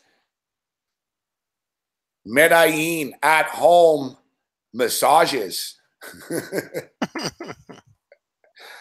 I like what they say here. Las Vegas is known for debauchery as its finest. From nightlife escapades to pool parties during the day, there's no denying Las Vegas's power to lure millions each. But if one movie told you that you could steer off the beaten path, and we have a more discreet bachelor party with just a handful of guests, introducing our Medellin pool parties. Medellin VIP creates an exclusive daytime party twice as fun as Vegas. We start out by choosing a luxury villa just outside of Medellin where a pool, sauna, and jacuzzi are just some of the perks you'll find. You'll have a VIP chef, copious amounts of alcohol, a DJ, add in a party bus, our host, and a few VIP hostesses ready to put on a show. You've got yourself a Medellin VIP signature pool party. Want to get things started? Damn right we do. Hey, Gabe. Medellin VIP boat party. Fuck yeah. We're going to fucking boat fucking. Hey, Gabe. Yo. By the way, for 10 people to fly in a long-range jet, take a guess. 10 people. So a long flight, 10 people. I'm going to say it's $50,000. $89K. $90,000. So $10K a piece. Yeah. Too much. Looks like we'll be taking United Airlines. If it was like 2,000, I would do it. Like 2,000 a piece, I would do it. Yeah, it's going to be it's going to be a great time down there. You know what's crazy though, actually, it is true. I don't know what SBR is going to do for the Super Bowl this year and stuff. Costa Rica is right next there. I don't know, fuck. Yeah, we better hit these games. You're right. Pittsburgh Brew better hit these games. Hold on one sec, Gabe. I got to get my charger. Hold on a sec. All right. It's not even that expensive, really. $400 or $500. It's like, it's like $150 a night there, 100 each or whatever US. Colombia is not that much to fly.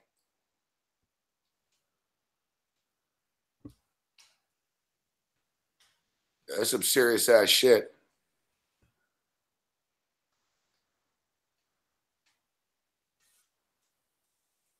Medellin VIP.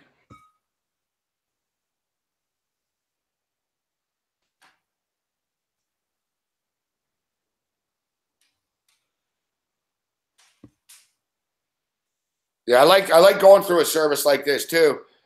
Like they're basically stating, this way you don't have to walk around like asking people for things,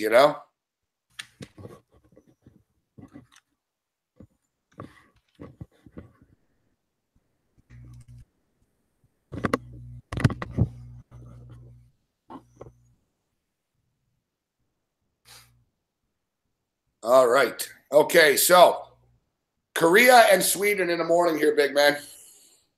8 a.m.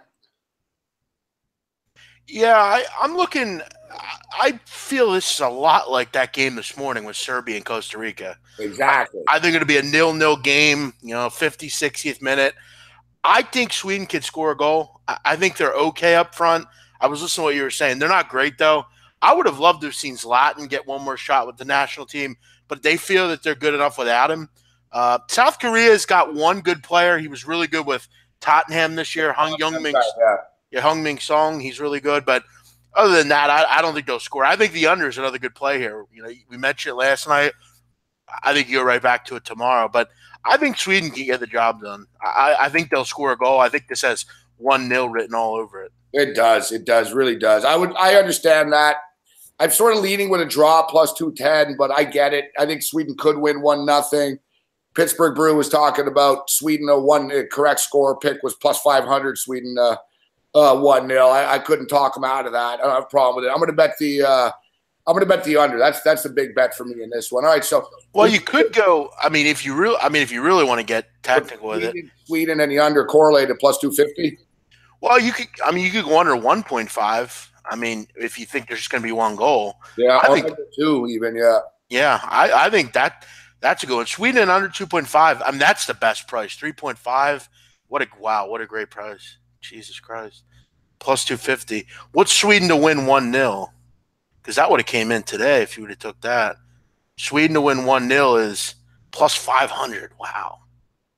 Jesus Christ. That could legitimately happen too. I might bet that, man. Just a little bit. Yeah, Sweden 1-0 is 500. Sweden 2-0 is 800. I think Sweden 1-0 looks real good. So we haven't really had any real blowouts here. Besides, so we had the Russia Saudi Arabia game. Mm-hmm. That was the 5-0 one. But Argentina didn't blow out Iceland. Brazil didn't blow out Switzerland. Germany ends up losing outright earlier today. I think I get the feeling that Belgium. I don't see how these other teams we talked about. Iceland are good defensively. They don't try to score. They just try to clog you up. You go down the list, Mexico are very good. Panama are a lot like Saudi Arabia, and that they're among the worst team in the tournament here. And I think we finally have a game where the favorite shows up and looks good doing it. I'm thinking like 3-0 Brazil here, 3-0 Belgium tomorrow. What do you think? I'm legitimately, Gabe, flabbergasted and surprised that they're in this tournament, Panama. I'm blown away that the United States couldn't get in over them. This is a team that, the United States beat them 4-0. That Switzerland team today that, really can't score, they scored 6 goals against Panama, 6-0. They can't score at Panama. How many times have they been clean sheeted over the last few games? Gabe, let's look at this here, okay? They were clean sheeted against Norway, clean sheeted against Northern Ireland. They scored 1 against Panama. They're clean sheeted against Swiss, clean sheeted against Denmark, scored 2 against Costa Rica, clean sheeted against USA. This fucking team can't score goals. I think, and Belgium's a team that'll fucking roll you if they can get the chance. I know we said today that I thought Brazil. I know I said today I thought Brazil would roll. I think they roll here. I think this is 4-0. Well, that's the thing. Brazil, it's tough to roll Switzerland, right? Switzerland are actually, responsible group defensively, and shit. Panama are not. So, no. and we see, Gabe, that you need goal differential. You have to do it with the surprise in this tournament. They're gonna put up a ton. They put up the second most goals in European qualifying. They were beating teams 9-0, 8-0. I would lay 2 goals here. Look at this one, guys. We've got.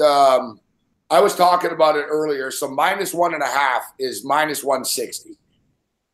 It's not terrible, to lay fucking 1.5 here. Which there's really no reason why they.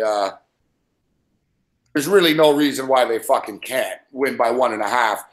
Halftime, full time. So Belgium up at the half. Belgium winning the game. -188. I I don't see them not scoring in the first 45 minutes here either. That's not a bad bet at minus 188, I think. But what about Belgium and the over 2.5 at a minus 150? Belgium correlate. I'll say the correct. All right, yeah. So they got to win by like 3 or more. Yeah, I don't have a problem with that. The over-under is 2.5, minus 154. Well, both teams score. No is minus 250, so not much to do with that. I mean, this is the biggest line of the tournament. My whole thing is like watch them win 2-0 and everyone's bets will lose because no one's going to lay the 600. No one's going to lay under. I'm going to lay the minus 160, 1.5. Yeah, 1.5 looks really good here. You could lay the 2 goals if you wanted and try to for a push or win at 3. Yeah. But that's only plus 100. I'd rather just lay the 160 or 1.5. I kind of like Belgium halftime, minus 188. Yeah, that for sure. Like they'll be winning at halftime. Yeah, exactly. I think this is the one. I think we can. I think it's gonna be a good day tomorrow, man. We're gonna hit the under. We're gonna roll it over. Well, I'll sprinkle on that fucking on the Sweden. I think you know what. You can take a look at take Sweden at 1-0 and even South Korea at 1-0 at like 8-1, and one of them hits. Not bad, but I think Belgium rolls, guys. I think we finally have a blowout here. Yeah, I might just lay the 2 goals here. I think they win 3-0, 4-0. So Tuesday's the last day for new teams. And we got England and Tunisia tomorrow. This is a trickier one. What do you make of this this one? What are the odds here? I kind of like the under in this game also. England are minus 225, Tunisia plus 800, draw plus 350, under 2.5 minus 154. So will Tunisia be hard to score on? I think they will. I think they're a lot like Iran. You know, they're really good in defense. That's generally what they do. I'm looking towards something like that. I think that looks pretty good here. But you look at it again when they played like good teams. Yeah, they held tough. I mean, they played a friendly against Spain. They lost 1-0. Gave up 2 against Portugal. A lot of their games against these kind of slow tempo teams. I mean, generally won. And England is a team that they had trouble scoring goals at times in qualifying as well. Kind of like the under here too. What's England? England to win 225. Damn, these games suck.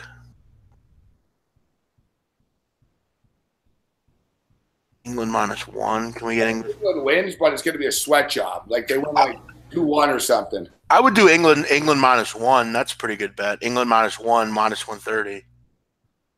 For the record, right now the Cardinals are up 3-0. Yeah, Cubs can't score. I got under 8.5. Good bet.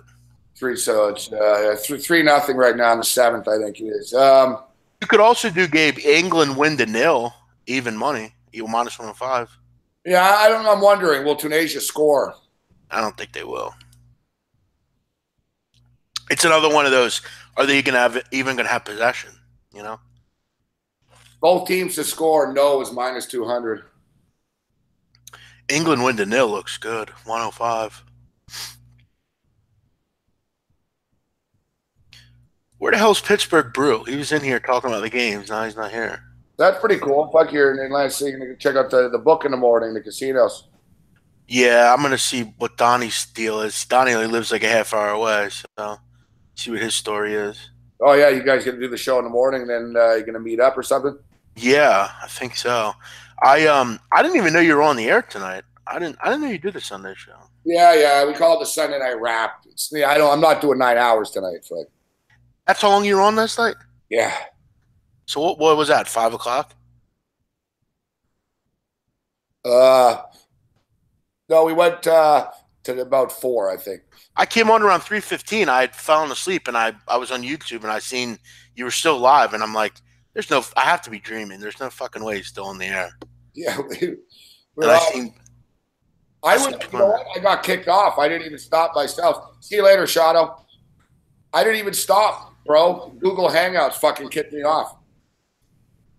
Yeah, I couldn't believe it. I still saw you on there. I'm like, Jesus Christ, man. That was There's Pittsburgh Brew. that was impressive work by you. Hey, by the way, Phil Mickelson's a fucking piece of shit, man. Yeah, what a dude. I was talking about it earlier. Like, he didn't hit a moving ball. The big man, like, he stopped the ball from going off the green. It's cheating. Like, he's full of shit, and he should have been ejected. You know what I said? It's like a field goal kicker kicking a field goal. It misses, and it lands like fucking in the end zone. And the field goal kicker runs down the field, picks it up, and boots it fucking through the upright. Like, dude, you can't do that. You know what I mean? I mean, look, you know, people blew it out of proportion. It was like he hit a caddy in the face with his club or something. Like, it was that serious? You can't. It goes against everything golf stands for. Like, with golf etiquette and shit, he should have been kicked out, but because he's Phil Mickelson, he got away with it. I mean, it's fucking ridiculous. But.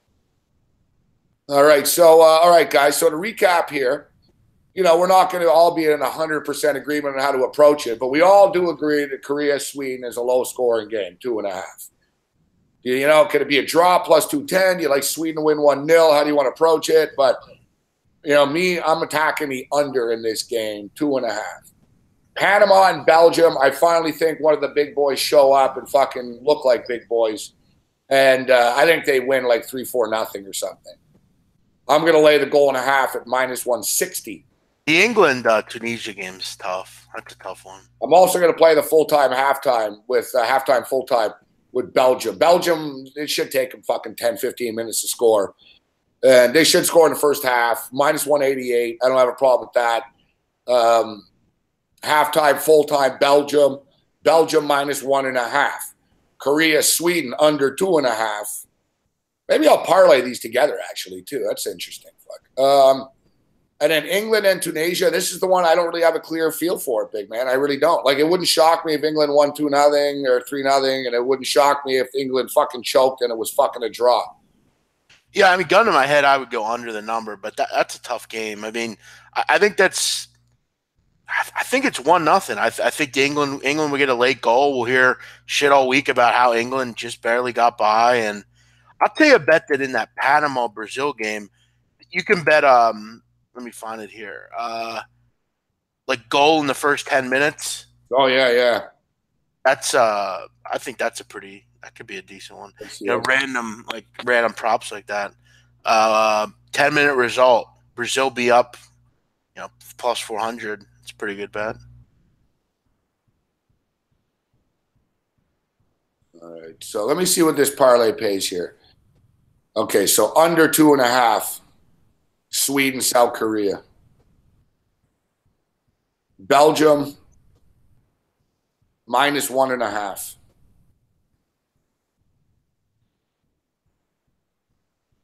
Jesus Christ, there's not a ton of value in any of these games, man. Fuck, I know, and I don't, man. This is the first game of the tournament. I really have nothing. The England-Tunisia, big man. I got nothing. I'm drawing a blank, bro. Yeah, I mean, I'd maybe take a shot with like Harry Kane to score, something like that, you know. But there's the only thing that I really love is maybe England win to 0. Like, I think they win, and I really don't think Tunisia scores. Yeah, like you said, they win, but it's going to be a sweat job. You're right. Like, I can see them. But if I like England win to 0, I might as well just take the under because England's not going to score more than 3 goals. I'll tell you what. Here's what I'll do. I'll go England and under 2.5 at plus 175. I think if it's 1-0, 2-0, I think that's definitely possible. This parlay's not bad. This one. Look, Sweden and South Korea under 2.5. Belgium -1.5 pays plus 131. What is it? Plus 131. And it's England to win and no, it's just so Sweden, South Korea under 2.5, yeah. And then Belgium -1.5, plus 131. Gotcha. And if we throw England in this, it becomes plus 233. If we throw the under in the England game in this, it becomes plus 281. You know what? I think let's throw both teams not to score in this, England and Tunisia. That's plus 246. Belgium halftime, full time. It's minus 188. I like that one. I'm going to play this parlay, guys. I'm going to play it. South Korea and Sweden under 2.5, and then Belgium and France. Belgium and Panama. Belgium to win by more than 1.5. Parlay together is plus 131. That England game, I think England win, but it's going to be a fucking sweatshop. Am I seeing this correctly? On Tuesday, Egypt is plus 303. Wow. Russia, Egypt, I'm seeing plus 290 here. Jesus Christ, that's a lot. I love Egypt in that game. You do, huh? Yeah. Why? Russia's no good. I mean, because Russia beat. The only thing is that fucking Putin, man. He's the only little fuck that I don't want to bet against fucking Russia. I think they got to fucking the Saudis. I'm sure they did, dude. There's no way you can watch that game and say they didn't. Gabe, look at it like this. They're not gonna win the group. They're not gonna beat Uruguay. But now look, there's no way that Egypt can get second now. The goal differential is too high. I know. And that's unless they rout Saudi Arabia, but Saudi Arabia aren't really as bad as they showed against Russia, and you'll see Saudi Arabia will suddenly look good defensively against. That's what I'm saying. Yeah, it's bullshit, and that's my issue. They rolled over, man. They rolled over. Saudi Arabia knew we're not advancing. They cut a deal with Russia, bro, and they said, yeah, we'll let you get the goal differential. Like you said, they fucked everybody. I don't know. This is going to sound like kind of harsh, but like I don't think you should be able to host a World Cup and be in it. Like it would defeat everything good with soccer, but it's not fair. I mean, really. I mean, especially in Russia. I mean, what did you think would happen? You know what's funny? That if someone's out there saying, "Oh, you guys are crazy. It's conspiracy." There's the Korean, all like the corner stores here in Toronto. Most of the corner stores are Koreans, and like my corner store, like the two of them in my neighborhood. I don't have a lot of them. I'm in a weird neighborhood, but it's a Korean dude, Korean family shit. But the younger dude, he was wearing his jersey the other day, and I talked to him a lot. Nice guy, and I said, "Hey, man," what I said? He said, "South Korea." And I said, yeah, I don't want to upset you, Will. His name's Will. I said, I don't want to upset you, but I said, I got South Korea in a parlay not to advance. And he goes, there's no way in hell we're going to advance. He goes, the only reason that we made it so far last time is because we greased the wheels. And he's like, he goes, everyone knows the home team. It's the way it fucking works, man. And he goes, we greased the wheels. And he goes, and Russia are way more corrupt than we are. And he's like, watch Russia go to the Final Four. Exactly. So it's ingrained with people, like you said. But there's too many different patterns of, you brought it up, man. With Ramadan, Russia gets put in a group with two Islamic state countries. Yeah, it was total, like. Yeah, like they play the first game against the team. Well, not against Uruguay, right? Game one. No, let's play the guys that have been fasting for the last 30 days. Fuck. Exactly. And then let's not call off sides, and let's let the guy take a fucking free kick after penalty time or extra time should have expired. And keep in mind, the team we play in the first game is still technically fasting because Ramadan hadn't been over by that point. So it's like, I mean, just everything about it. Like you can't play Uruguay the first game. You got to play Saudi. No, they set it up so the whole nation would win that first game. Of course they did. And then 5-0, come on. But now that's the key. So are Russia being overvalued against Egypt? But yes, I think they are. Egypt will have Salah back. Salah will give them something. And they played pretty well against Uruguay, even without Salah. So that's the last game on Tuesday. Tuesday morning, finally, we get Colombia playing. Colombia, Japan, Poland, Senegal finally take the pitch. I might bet all these games. I like all three of them, right? Honestly. Colombia will beat Japan. Poland, Senegal will be, I think, be high scoring. And I like Egypt. Then Wednesday we got fresh matchups again. Portugal versus Morocco. Portugal minus 167 against Morocco. Look at Uruguay. Wow. That's the highest line of the tournament. Yeah, that's the highest one we've seen after the 600. Brazil, Costa Rica, 600. You'd be real fucking sharp if you took Saudi Arabia in this game, like +2. I brought it up earlier. That's what I was saying. That everyone's going to say, "Oh, they're fucking terrible. They're going to lose by 6." They're really not as bad as like they looked. Like they aren't as that bad. But the problem is, you're going to see the same thing that you saw in the first game. It's going to be even worse in the second game because Saudi Arabia couldn't keep possession. Uruguay are good defensively. I mean, if Russia can clean sheet them, what the hell is Uruguay going to do to them? Holy fuck! Here's a fucking great bet here. Saudi Arabia has not scored on Uruguay. No. Both teams have scored. No, is -225. That's a great bet. Yeah, or you could just do Uruguay win to nil -175. Yeah, Uruguay clean sheet. Yeah, because they'll win. It's just, do you think they're going to keep the clean sheet clean? Yeah, man. I see some spots to make money this week here. It's gonna be nice. You're gonna be taking the boys at the corner store. Going to be wondering where you are. You're going to be taking. No, I know. I wasn't in there today. I wasn't in there Saturday. The thing about them is they don't fucking take soccer. That was the shitty thing. They don't do soccer, huh? No. See, the thing about it, like they're all like in my town, it's all where I'm at. It's all Puerto Ricans. They're not really into soccer, so they don't take it. But it's funny, man. In there, like the people that bet, like Gabe, the hood is a different, like it's a whole different world than like the one we all live in. Like the hood is like everyone goes in there, and like there are women in there. They don't know shit about baseball, but they'll just parlay shit to try to win. Like a lottery ticket, right? Yeah, exactly. Like there's this one chick I see in there every day. Like she's like a younger black chick. She's like in her 20s. She goes in there every day. She's like, "What do you got today? What do you got today?" She puts a 5-team parlay in every day for like $50, and she hits them. She hits them a lot.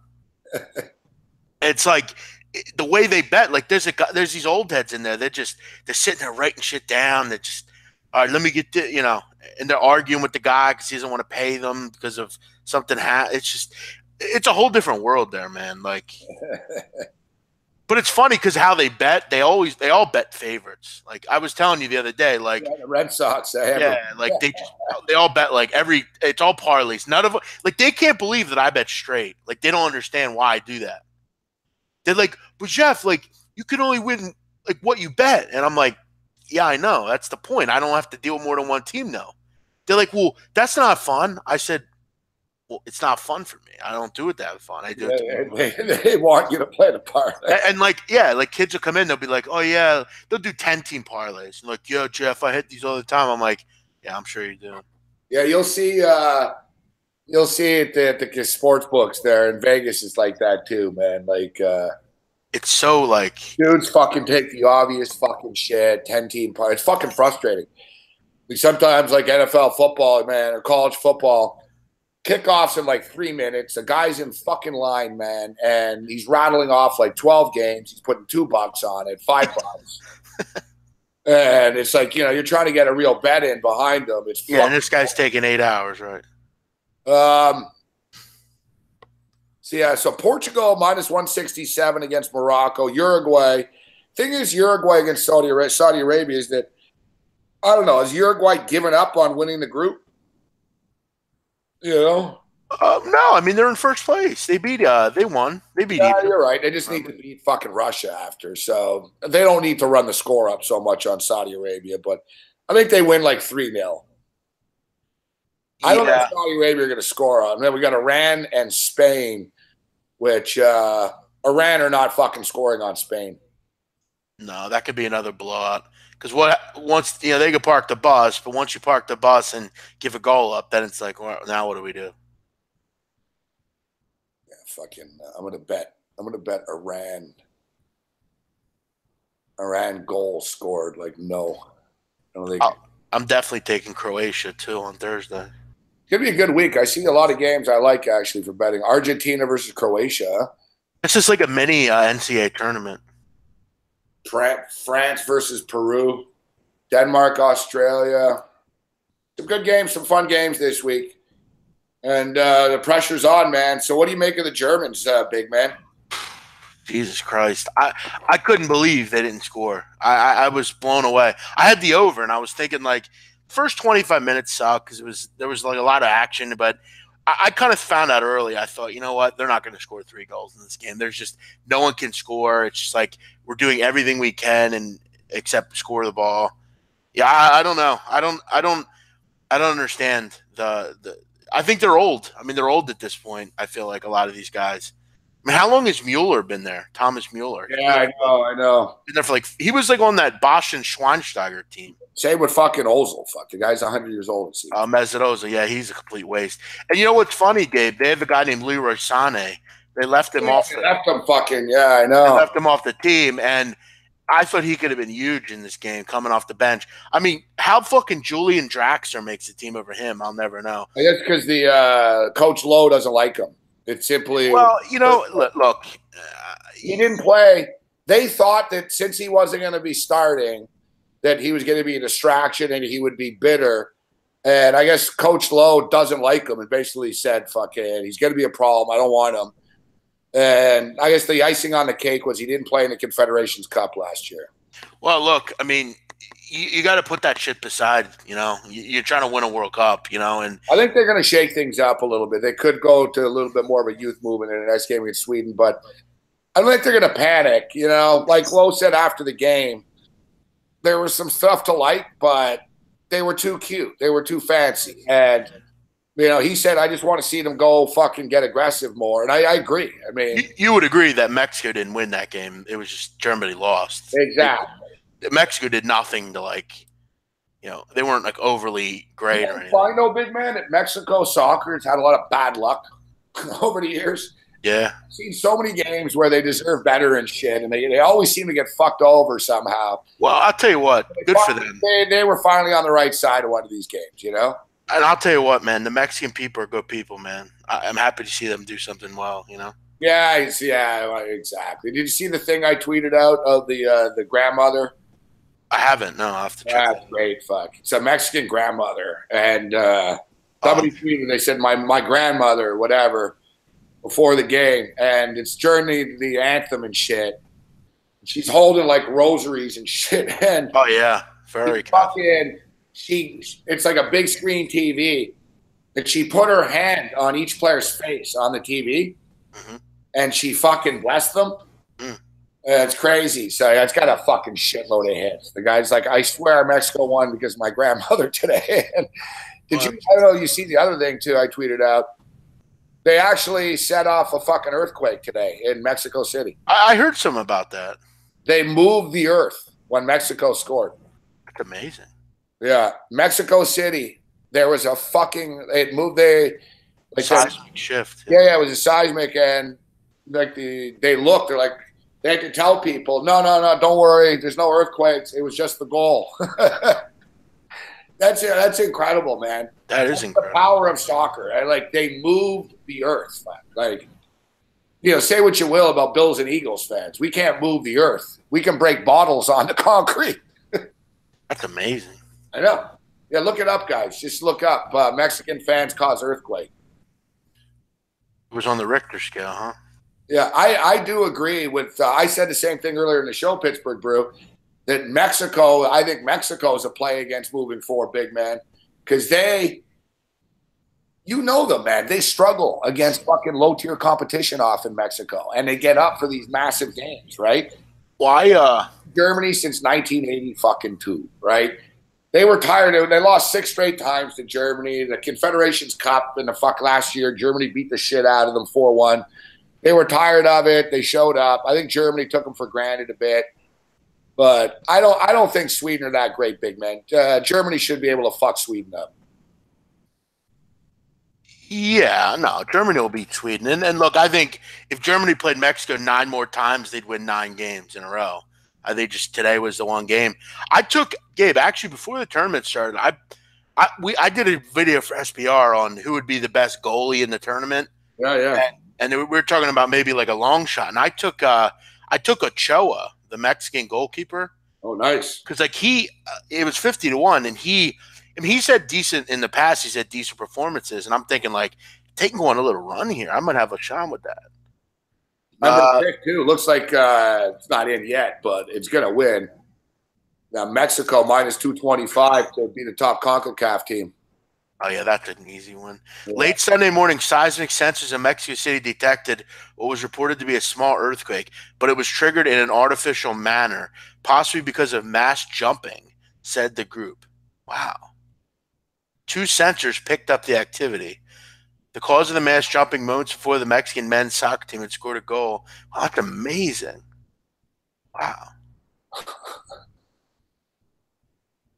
It's unbelievable, eh? Jesus Christ, man. Gotta love that shit. That's amazing. They scored a goal. That was it. Like, they didn't win the – imagine if they win the World Cup. Jesus Christ. Yeah, they scored 1 goal. They scored 1 goal. It was an earthquake. It's amazing. I love that shit, though. Like, you see the other one, the video of the Uruguayan school kids? No, I got to look these up. These sound pretty cool. Oh, yeah. The reactions. Oh, yeah. I think I did see that. And they were in, like, school or whatever. Yeah. I did see that, yeah. It's fucking nuts, though, man. Like, Did you see the one? Did you also see the one in that square when Ronaldo scored that goal? No, I didn't see the Portuguese one. It was like a big, like, it looked like kind of like Times Square. It was like a big, they were all just standing there watching the game. It was unbelievably loud. Lisbon. Looking, yeah, I love those soccer reactions of the fans. Like, even the Iran one was great, you know, especially, you know, this shit gets the politics out of the way, right? Oh, yeah.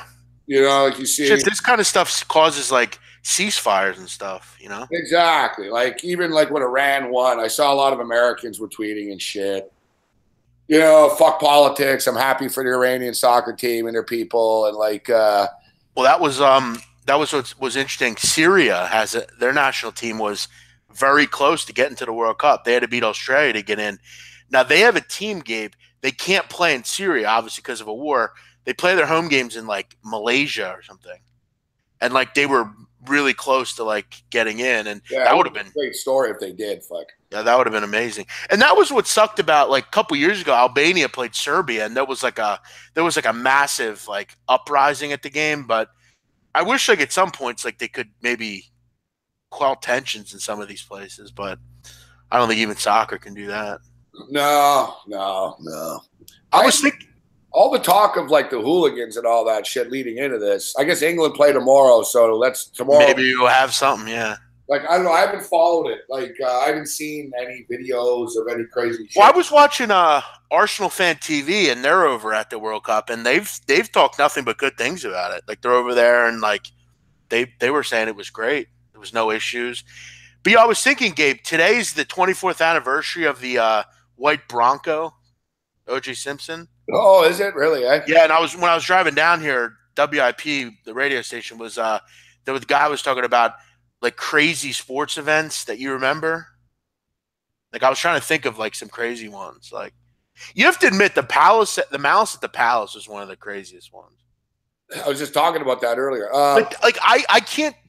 I remember watching that live. I was like probably 12 or 13, and I remember. I couldn't believe what was going on. Like, I couldn't believe like it was actually people in the stands fighting fans. I can't believe that. So it's the anniversary tonight of the Bronco. It's fucking.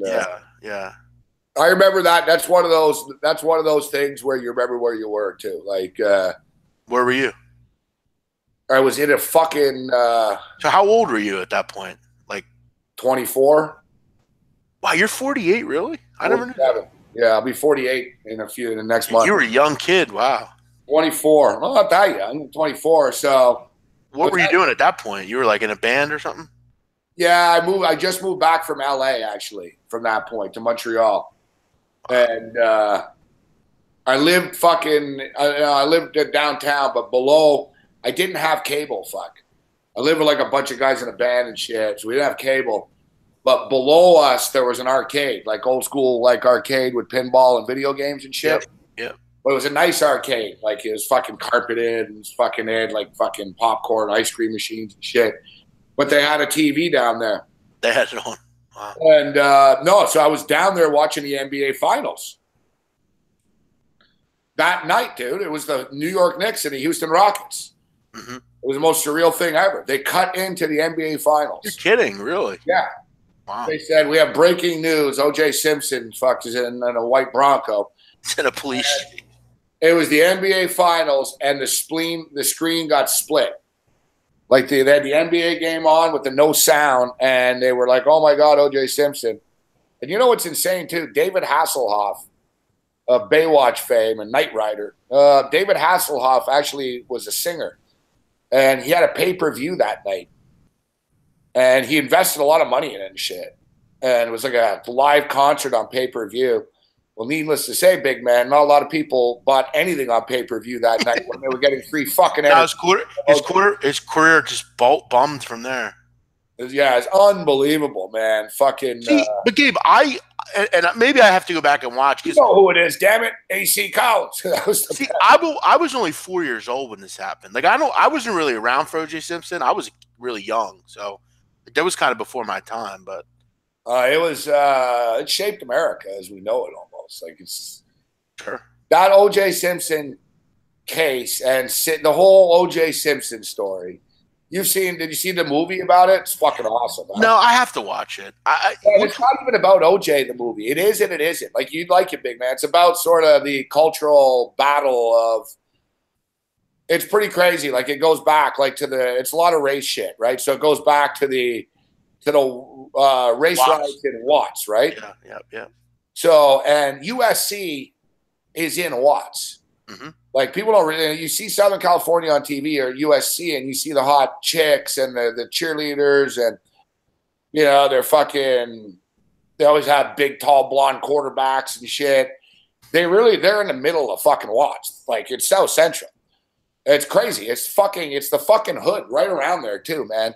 Except the campus is bam, and it's all fucking nice around the campus. There's a bunch of security and shit. And so anyways, O.J. Simpson. So the night that the riots are going on is pretty crazy. They show O.J. Simpson's fucking on a stage with Bob Hope. Fuck. Like it was just sort of like it's about how disconnected he was from the African American community. Right. And he really wanted to be white. And ultimately, the race card is what got him off in the end. Mm-hmm. Well, it was amazing. And so, like, the story is fascinating, man, of his life and but it's about America too. This story, so it's awesome. Like, listen, the ESPN 30 for 30 it's great, but like that full movie documentary is over the top good. It's not, like I said, it's not just about OJ. It's just sort of about America. Did you see? Is that the one when he said, "I'm not black, I'm OJ"? Is that the one? As a black man, OJ, where are you? Like you're not stepping up, like because other athletes at the time, like it was Wilt Chamberlain, Muhammad Ali, sort of the biggest black athletes at the time. Because remember, Ali was obviously very outspoken, right? In the late 60s, anti-war, went to jail, etc. But they tried to sort of show a unification. You know what I mean? Kareem Abdul-Jabbar, Wilt Chamberlain, Muhammad Ali all showed up at a press conference. And they asked OJ to go, and he said, no, fuck. You know? Yeah, I got to watch that. It's a documentary or an actual movie? It's a documentary. Because I've seen one like... It's not a movie. No, it's not the OJ trial It's movie. Not the Travolta one. No, he in that? I didn't watch that bullshit. Like David Schwimmer was in it. Fuck that shit. Yeah. By the way, speaking of... A documentary, yeah. Speaking of Travolta, did you read the reviews for Gotti? No, is it that bad? They were saying? Like the reviews are just shredding it. But like every person that actually watches it says it's very good. Yeah, I told you I'd give it a chance. Maybe I'll watch it online. But big man about OJ. So yeah, they plays the race card, right? Johnny Cochran, right? You know, because the cop Furman is racist. Mark Furman. Two things can be correct. Just because the cop is racist doesn't mean OJ Simpson didn't kill anyone. So, yeah, right. Like it's sort of, you know what I mean? But basically, they exposed the cop that found the glove of being racist. So, anyways, I'm not going to go over to our trial, but this is what's funny about OJ. So, for some reason, which was really stupid, it had made no sense on the case, they went to OJ's house. The jury went to OJ's house. Like all of them. Like the defense, the lawyers, like it was like a tour. They went to OJ's house to see his house, fuck. they sort of like they went to the scene, you know, of the crime and then to his house. So they sort of want to show the jury context, right? So Johnny Cochran, that like fucking hours before they're going to O.J. Simpson's house, or the day before, Johnny Cochran's at O.J. Simpson's house, and they walk in, and there's nothing but pictures of white people on the wall. like O.J. Simpson with Ronald Reagan, O.J. Simpson with Bob Hope, O.J. Simpson with fucking Nixon. Like basically O.J. Simpson with every sort of powerful white guy. Yeah, but old white guy and Republican type boy. You know what I mean? Mm-hmm. And like the house was covered with this shit. And you got to understand, it was a black jury. They were trying to sell that OJ is being persecuted because he's a black guy. Yep. And so Johnny Cochran saw this and he's like, holy fuck, man. He goes, this is no good. So they took down all the pictures on the wall and they took all the furniture from Johnny Cochran's office. Pictures of Africa. Fucking. Like you got to see the interview with the lawyer Carl Douglas. This lawyer Carl Douglas was Johnny Cochran's assistant, and he's letting all the little secrets out of what they did. He's like, man, we saw fucking OJ, man. There wasn't a picture. They were like, you don't see a black man. You see a black man that hates black people. So he was laughing. He basically admitted that they got him off. Right. Like, so we went back to the office and he goes, Johnny Cochran had all kinds of African stuff, man. Like, fucking. Threw it all on the wall. They said we covered the walls in African stuff. And he goes, when the jury went, we noticed the black woman on the jury approving of the pictures on the wall. You know what I mean? Like, they played every little angle, big man, you know? Let me ask you, Gabe. I mean, again, I'm very, like I said, I was a kid, but you really think he did that? Oh yeah, there's no. Definitely did it. Yeah, the only doubt in my mind is whether if his son was with him. It's the only. Yeah. There's no, and this is coming from someone that was an O.J. Simpson fan as a kid, as a Bills fan. Yeah. And well, when I was a kid, he just left the Bills, but. You know, he was a Bills legend and shit. So, like, to me, O.J. Simpson was like, he was on the Hertz commercials and shit. He was a celebrity, right? Even in the 70s, he was a celebrity. But so I was on his side, and I lived in L.A. during the trial. And I came back. I was in both. I left L.A. like 2 days before the riot. And I originally thought he was innocent. Like, I was naive. Like, I was like, why would OJ kill this chick? He's OJ Simpson. Like, you don't understand, dude. Like, big man, he was on like the NBC coverage of football and shit. You know what I mean?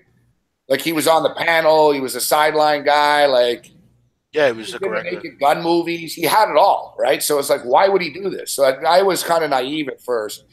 And I didn't believe he did it until, even after the Ford Bronco, that wasn't a good look with the Bronco chase. And then even then, I was like, wow, let's see the trial. And then once the trial, I was like, yeah, it's kind of hard to say he didn't do this. Yo, have you followed this Kellen Winslow thing? Not too much, just because it's so disturbing.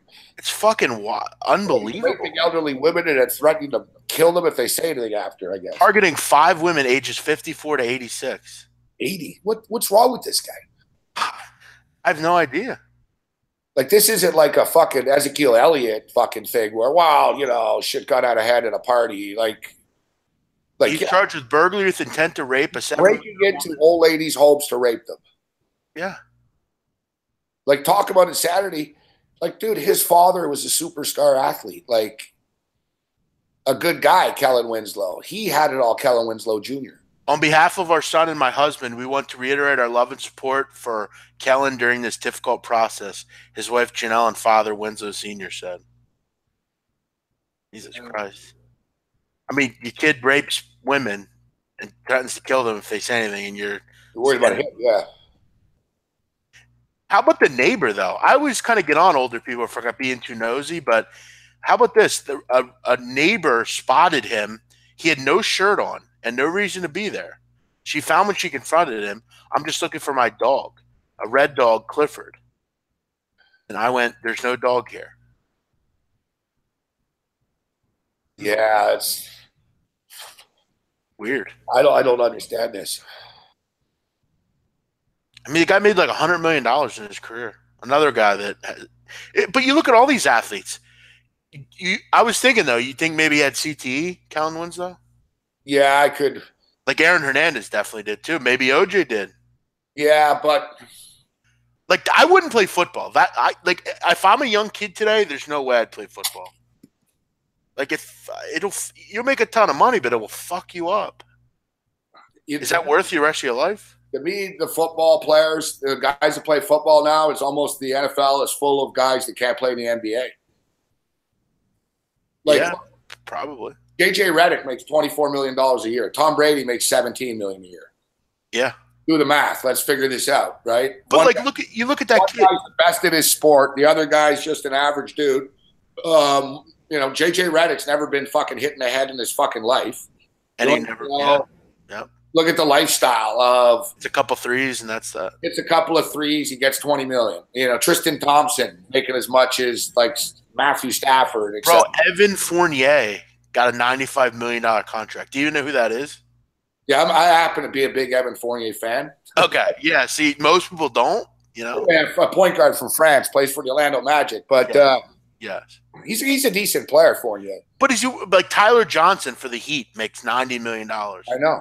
Like that guy. Serge Ibaka got paid for what he accomplished in the past, but you're right. Like, there's two of them. Like, how much is your boy Covington make? Oh my God! I think it's like what 4 year, $64 million contract. Yeah, so the motherfucker's making $16 million a year. Well, and then you look at that idiot Kyler Murray. He's going to go play football this year. Yeah. The kid's got a multi-million-dollar baseball contract.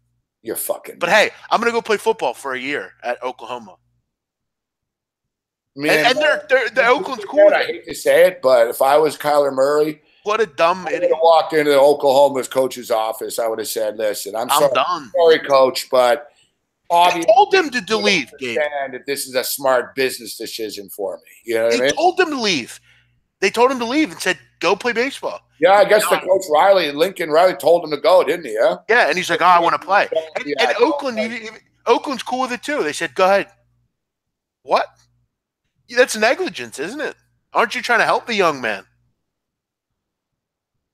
Well, you're going to let him play football. He's got a baseball scholarship or a baseball contract. Russell Wilson's another one. He won't get fucking hurt at Oklahoma. But Gabe, what if Eric LeGrand, remember that kid kept playing? Yeah, I know. What if he's going for an extra yard and he fucks the spinal cord? Oh fuck, I know. Or even he tears his ACL, he's never seen play. ACL, his knee, and he's never the same. Exactly. It's football. They're going to hit you in the head. I said time and time again. I was tweeting about this last week that I don't know why kids play football either. If you were a two-sport athlete, and exactly, it's like, kid, why the contracts aren't guaranteed. The NFL treats you like shit. Yeah. They're racist. You know what I mean? It's like a racist fucking. And it's a shitty league anyway. A shitty league. They're going to treat you like shit. They're going to spit you out. And you're going to make the least amount of money. If Kyler Murray's feeling any loyalty or something, that he feels like, oh, I'll be fucking Oklahoma. Hey, Kyler, they'll fuck you on a second, kid. Oh, yeah. They'll fuck you on a second. If the fucking other kid behind you's better, you're sitting down. Yeah. If fucking Lincoln Riley got offered a Pittsburgh Steelers job tomorrow, he's leaving. Look at Jalen Hurts. He plays like, fuck, man. Jalen Hurts plays one bad half of football and they bench him. Like, it's like, dude, they don't care about you. The kid comes in, hits one bomb. Yeah, they don't give a fuck about you. And yeah, sorry, Jalen. Yeah, thanks for your 2 years of service. Fuck you. And let's say he breaks his leg and he never plays football again. You think, what are they going to do? You really think they're going to, hey, sorry, man, better luck next year, I guess. Well, I guarantee you, Murray's got a monster insurance policy. But why even risk it? Just go play. Just take a year off and fuck whoever you want and go play baseball. $5 million signing bonus. And get the money. I know. Yeah. Money. Drew Henson was a guy who was on the Michigan Wolverines. Yeah. He came in after Tom Brady. So it was Greasy and Brady were there. Greasy was older, and then Brady took over. And it was sort of a system that they had in Michigan. And, you wait your turn and you take over. So Greasy was there. Brady and Greasy were on the national championship team. Brady played a bit, but it was mostly Greasy. And then after Greasy left, Brady took over, and Drew Henson was there. And Drew Henson, like Michigan fans, sort of pushed Brady out. Fuck, you know what I mean? Like Brady went 10-2 in his last year, was the MVP of the Orange Bowl, beat Alabama. And it was like, thanks, Tom. See ya. It was like, that's why Brady's not a big Michigan guy. He's not. Yeah, I had his father on, Brady's father, and he admitted that, we don't like the way we were treated in Michigan by a lot of people. It's pretty amazing, though, what he's done in his career. Like, and it shows the chip because the father even said, "Where's Drew Henson now?" That's a good point. You know what I mean? And he said that. He goes, "Yeah," because I said, Tom Senior. I said, I think I remember as a Michigan fan that people wanted Henson to play, and they weren't, your kid, whatever. Tom Brady wasn't, as popular as they make him out to be now. And he goes, "You're totally right." And he goes, "Where's Drew Henson now?" And he basically, he's a scout for the Yankees. Is that what Drew Henson does now? Yeah, he played baseball. He's a scout for the Yankees. So he was sort of like Patterson, except better almost. Like Drew Henson was like sort of the number one quarterback in America. This kid's going to be the number one pick in the NFL draft. He's going to play in Michigan for 2 years, and he's going to be the number one pick in the NFL draft. And he was pretty good at Michigan, but they didn't win as much with him, but he was fucking good, and he was going to be the number one pick in the NFL draft, and he shocked everybody. George Steinbrenner drafted him. Funny that he's with the Yankees now. George Steinbrenner drafted him with the Yankees and offered him $5 million in like fucking 1990. Same or something, which is a lot of money then. So he said, "I'll give you $5 million right now to join fucking the New York Yankee organization." And he took the money, He took the money. He went, and he was a bad baseball player. He was good enough to get drafted and shit, but he couldn't get over the hump. Like he was like a 250 type, 240 type hitter. He couldn't get over the hump. So he went back to football, and they played for the Houston Texans. Remember, he came back. He went to the NFL, and he wasn't the same. He was okay, but he wasn't. So he got the $5 million. It's interesting. He's a scout with the Yankees now, actually.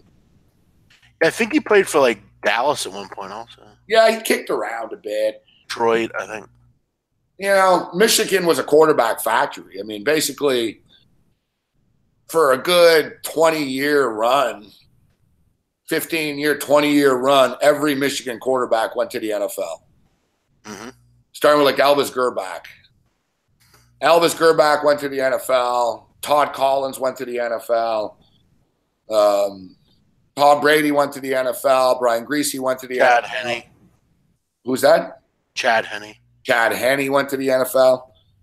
Yeah, that's what Henson sort of reminds me. What happened to Tate Forcier? Tate Forcier did not go to the NFL. Tate Forcier tried to kill himself, poor kid. I could have sworn I thought he went to the NFL.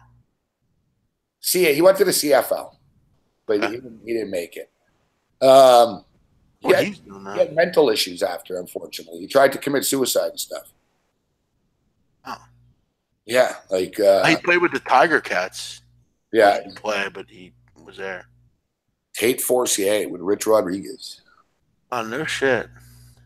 All right, big man. So enjoy your.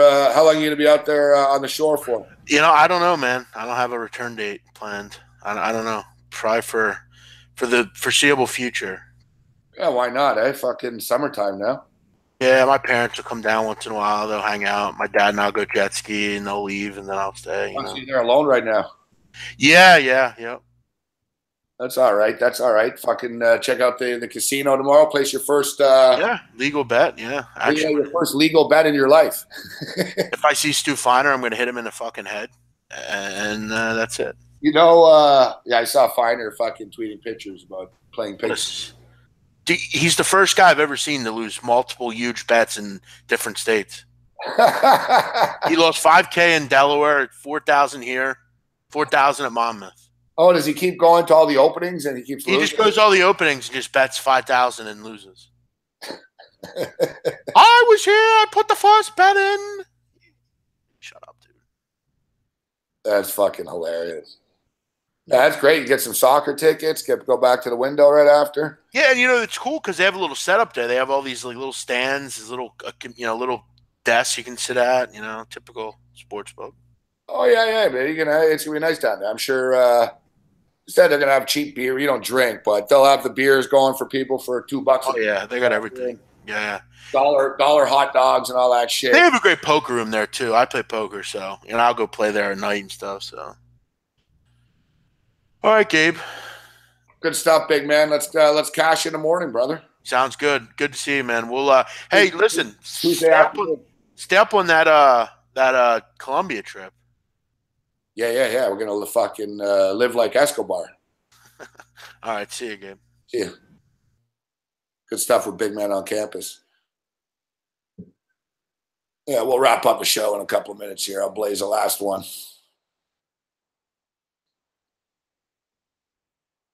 Appreciate the support of the patrons. We'll see what happens moving forward with Patreon, like in September and stuff.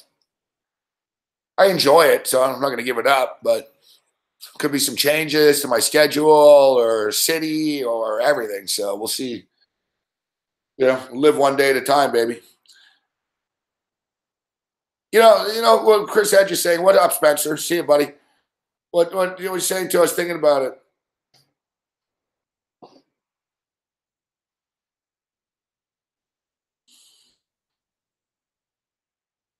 Like the Miami Hurricanes, and I'm not blaming Miami for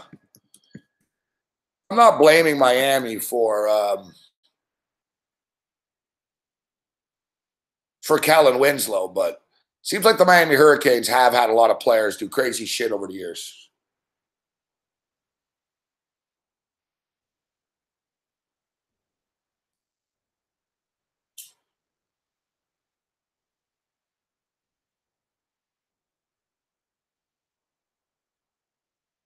So we'll see you guys tomorrow. We'll be on the radio tomorrow afternoon at 4 o'clock Eastern on the Fantasy Sports Radio Network. And we'll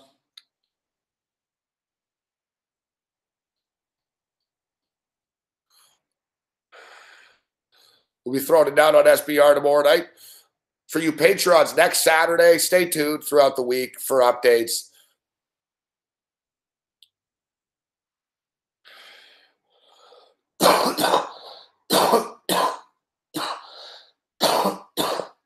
But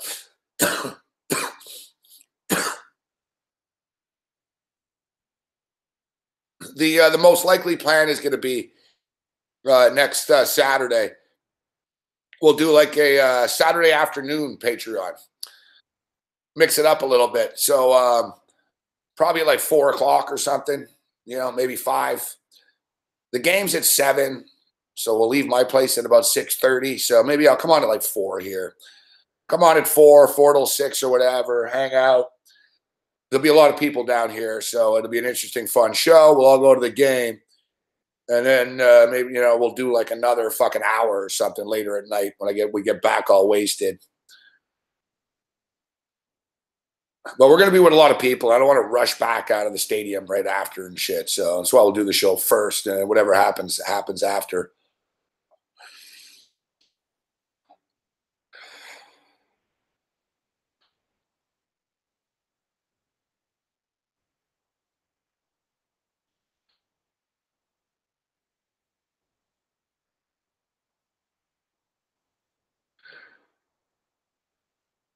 To show the Germany highlights here. So many chances, fuck.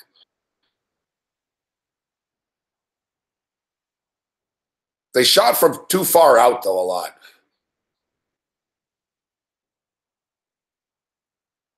The Mexican goalkeeper is a good goalie, fuck. You got to, you got to fucking drill it from close. You're going to beat this fucking guy.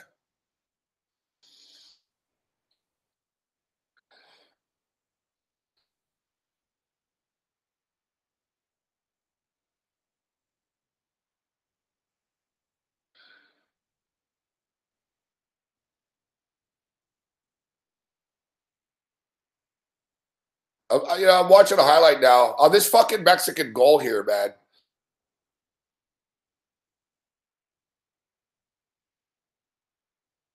On this Mexican goal here, should have been a foul on Mexico. Buddy on Germany got taken down, and it went all the way back to the other fucking end. See you later, Truth. Good to see you back, Truth. I'm glad everything's all right.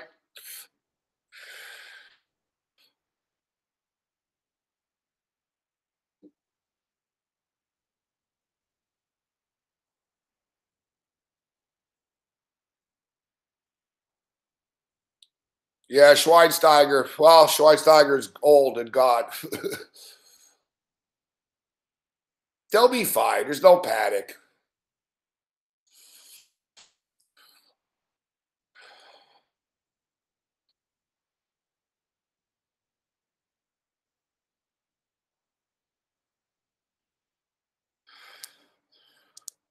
There's some adversity. It's one game. Shit changes in a hurry. Look at Portugal. Portugal have lost fucking their first game in every World Cup they've been in, except this is the first time.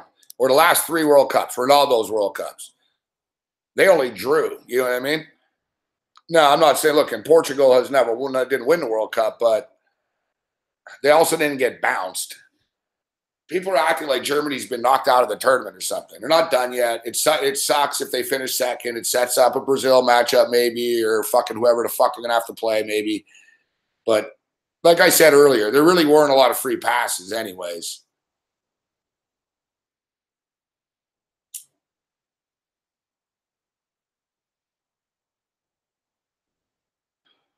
What's up, Abano?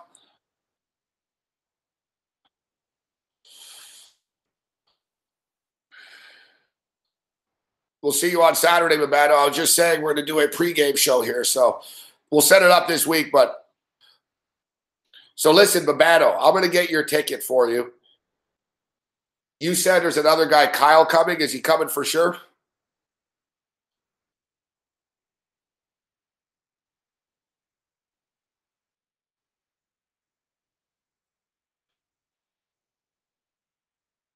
Because this is what we were going to do, Babano. I'm going to get your ticket.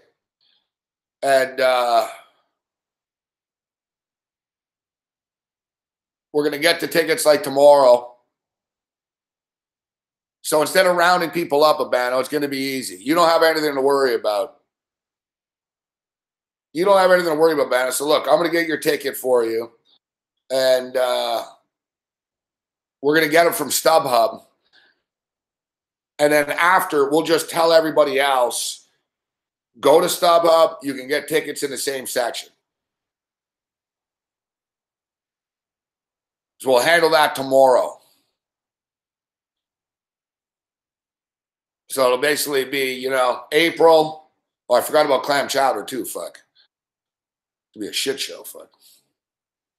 Man, there's going to be like fucking 10, 12 of us in the end. There'll be a lot of people. Maybe more. April, Halifax, clam chowder, Camp, Sunny Vega, Taylor, me, Babano.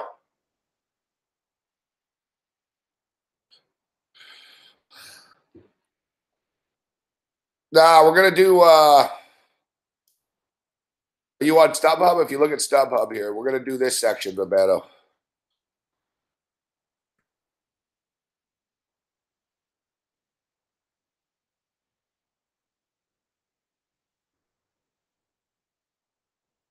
The tickets on StubHub keep going down.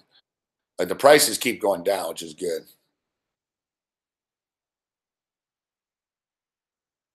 Like, look, section 105. Section 105. The tickets are $19.95 on StubHub. They have 78 tickets. Because we can't be organizing and worrying about people I don't even know to get tickets for them and shit, right? So we'll get our tickets and we'll tell everyone we got them on StubHub in section 105. Go to StubHub, buy the tickets, and you'll be right there in the section. Like, look, section 105 has 78 tickets. Good seats. Section 110 has 33 tickets. Good seats. I don't understand. It's kind of crazy. Section 109 is $69, but section 110 is $21. Like section 123 is fucking $128. Yet section 105 is $19. Like they're pretty much the same seats.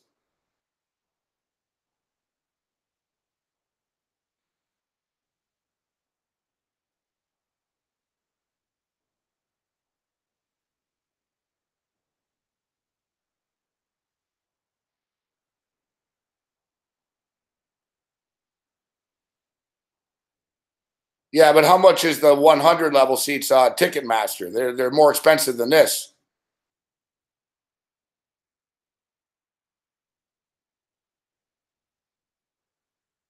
And of course, as we discovered last night, the we could sit on the field for $144. But we don't need to sit on the field. I would, but you actually don't have it. It's not great there. It's good if you just want to get drunk, but it's not a great view of the game there.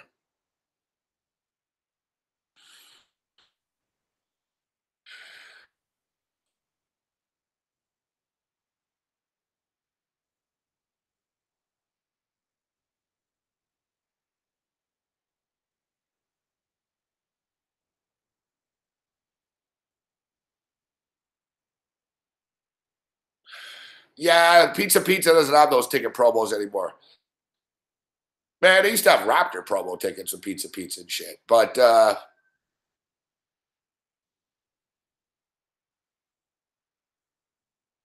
Argos don't have a great relationship with the community in Toronto of like with places. I remember they did with Max, the grocery store Max. You could get Argo tickets if you purchase certain shit. And 7-Eleven, I noticed. When I first moved to Toronto, I remember the 7-Eleven and the Argos had some deal. If you spend $19 or something, like if you spend over $25 at 7-Eleven, you can get tickets, 2 Argo tickets for $9, or I don't know, it was some.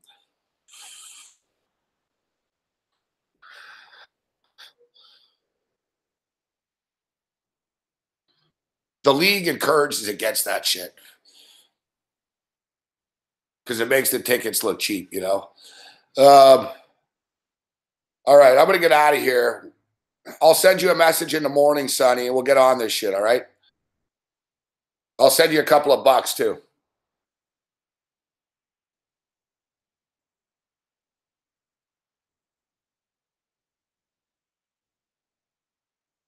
Yeah, we're gonna barbecue. We're gonna barbecue at my place before the game. We're gonna do a little pregame podcast on Patreon here. Then we're gonna go to the game. And after the game, we'll go out for drinks or whatever. And after, whoever's around, we can come back and wrap up on Patreon on Saturday night.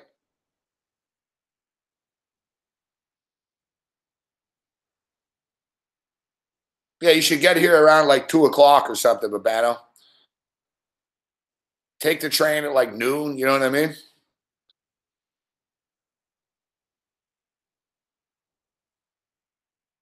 I think it's the bus on Saturday. When I went to Hamilton, every time I've been to Hamilton from Toronto and I went to the GO station here, it's always the bus. It's pretty good though. It goes on the express fucking lane, the bus lane and shit. It gets there pretty fast.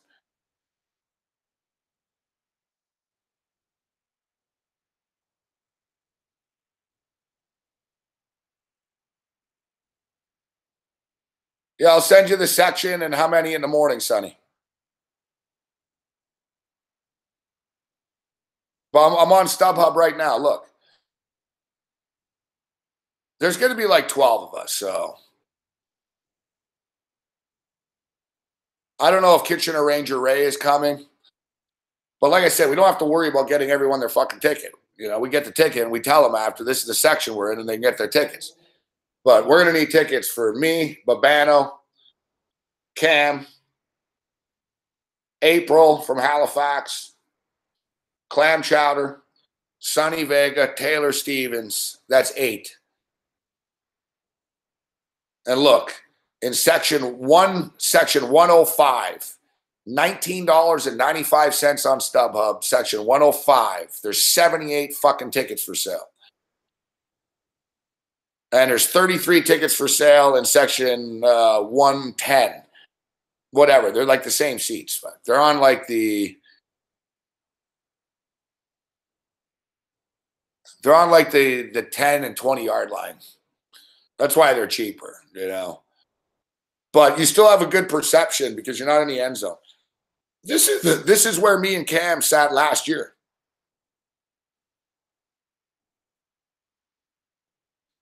This is exactly where we sat last year. Babana was there for the second half. This is where we were. We were in section 105. I don't know. We were in 105, 110, 120, or 126. We were in one of those corner fucking – but it's a good seat.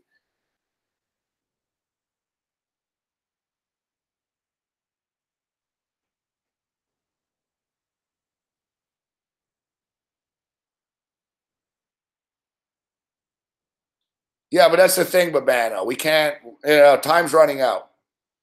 We're buying the tickets tomorrow morning. We'll get the tickets, and then after, we're going to tell everyone, if you want to go to the game, go to StubHub and buy the tickets, and this is the section.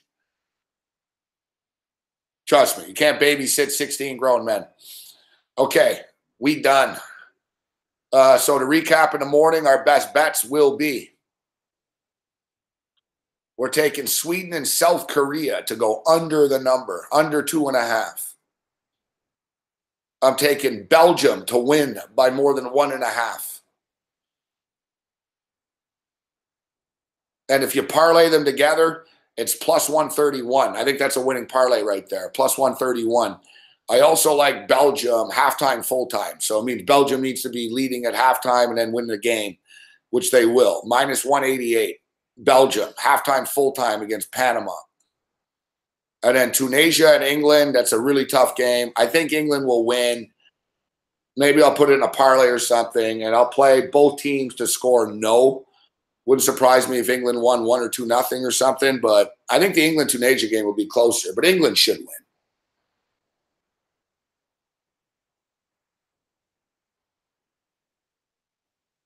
No, thanks for supporting the show, Pappin. I was just thinking of you today, Pappin, too. We go to Vegas. I was thinking how we're going to handle that for Dave Malinsky and stuff, but we'll figure something out.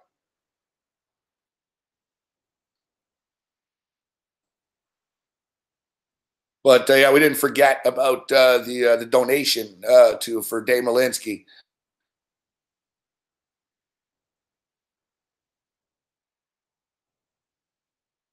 Hey, thanks for the support, Chicago Bear Dave.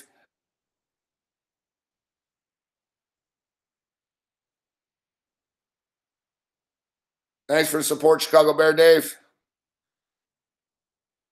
See you later, Rubano. See you later, Pappin.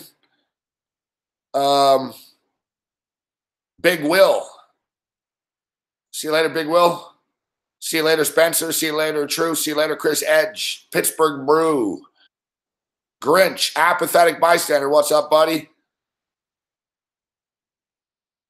See you later, Intermission. See you later, Money Tank. A lot of newcomers here, and I appreciate the support, guys. Johnny, Spencer S. Oh, man. The Money Tank. No Bruce Chad tonight.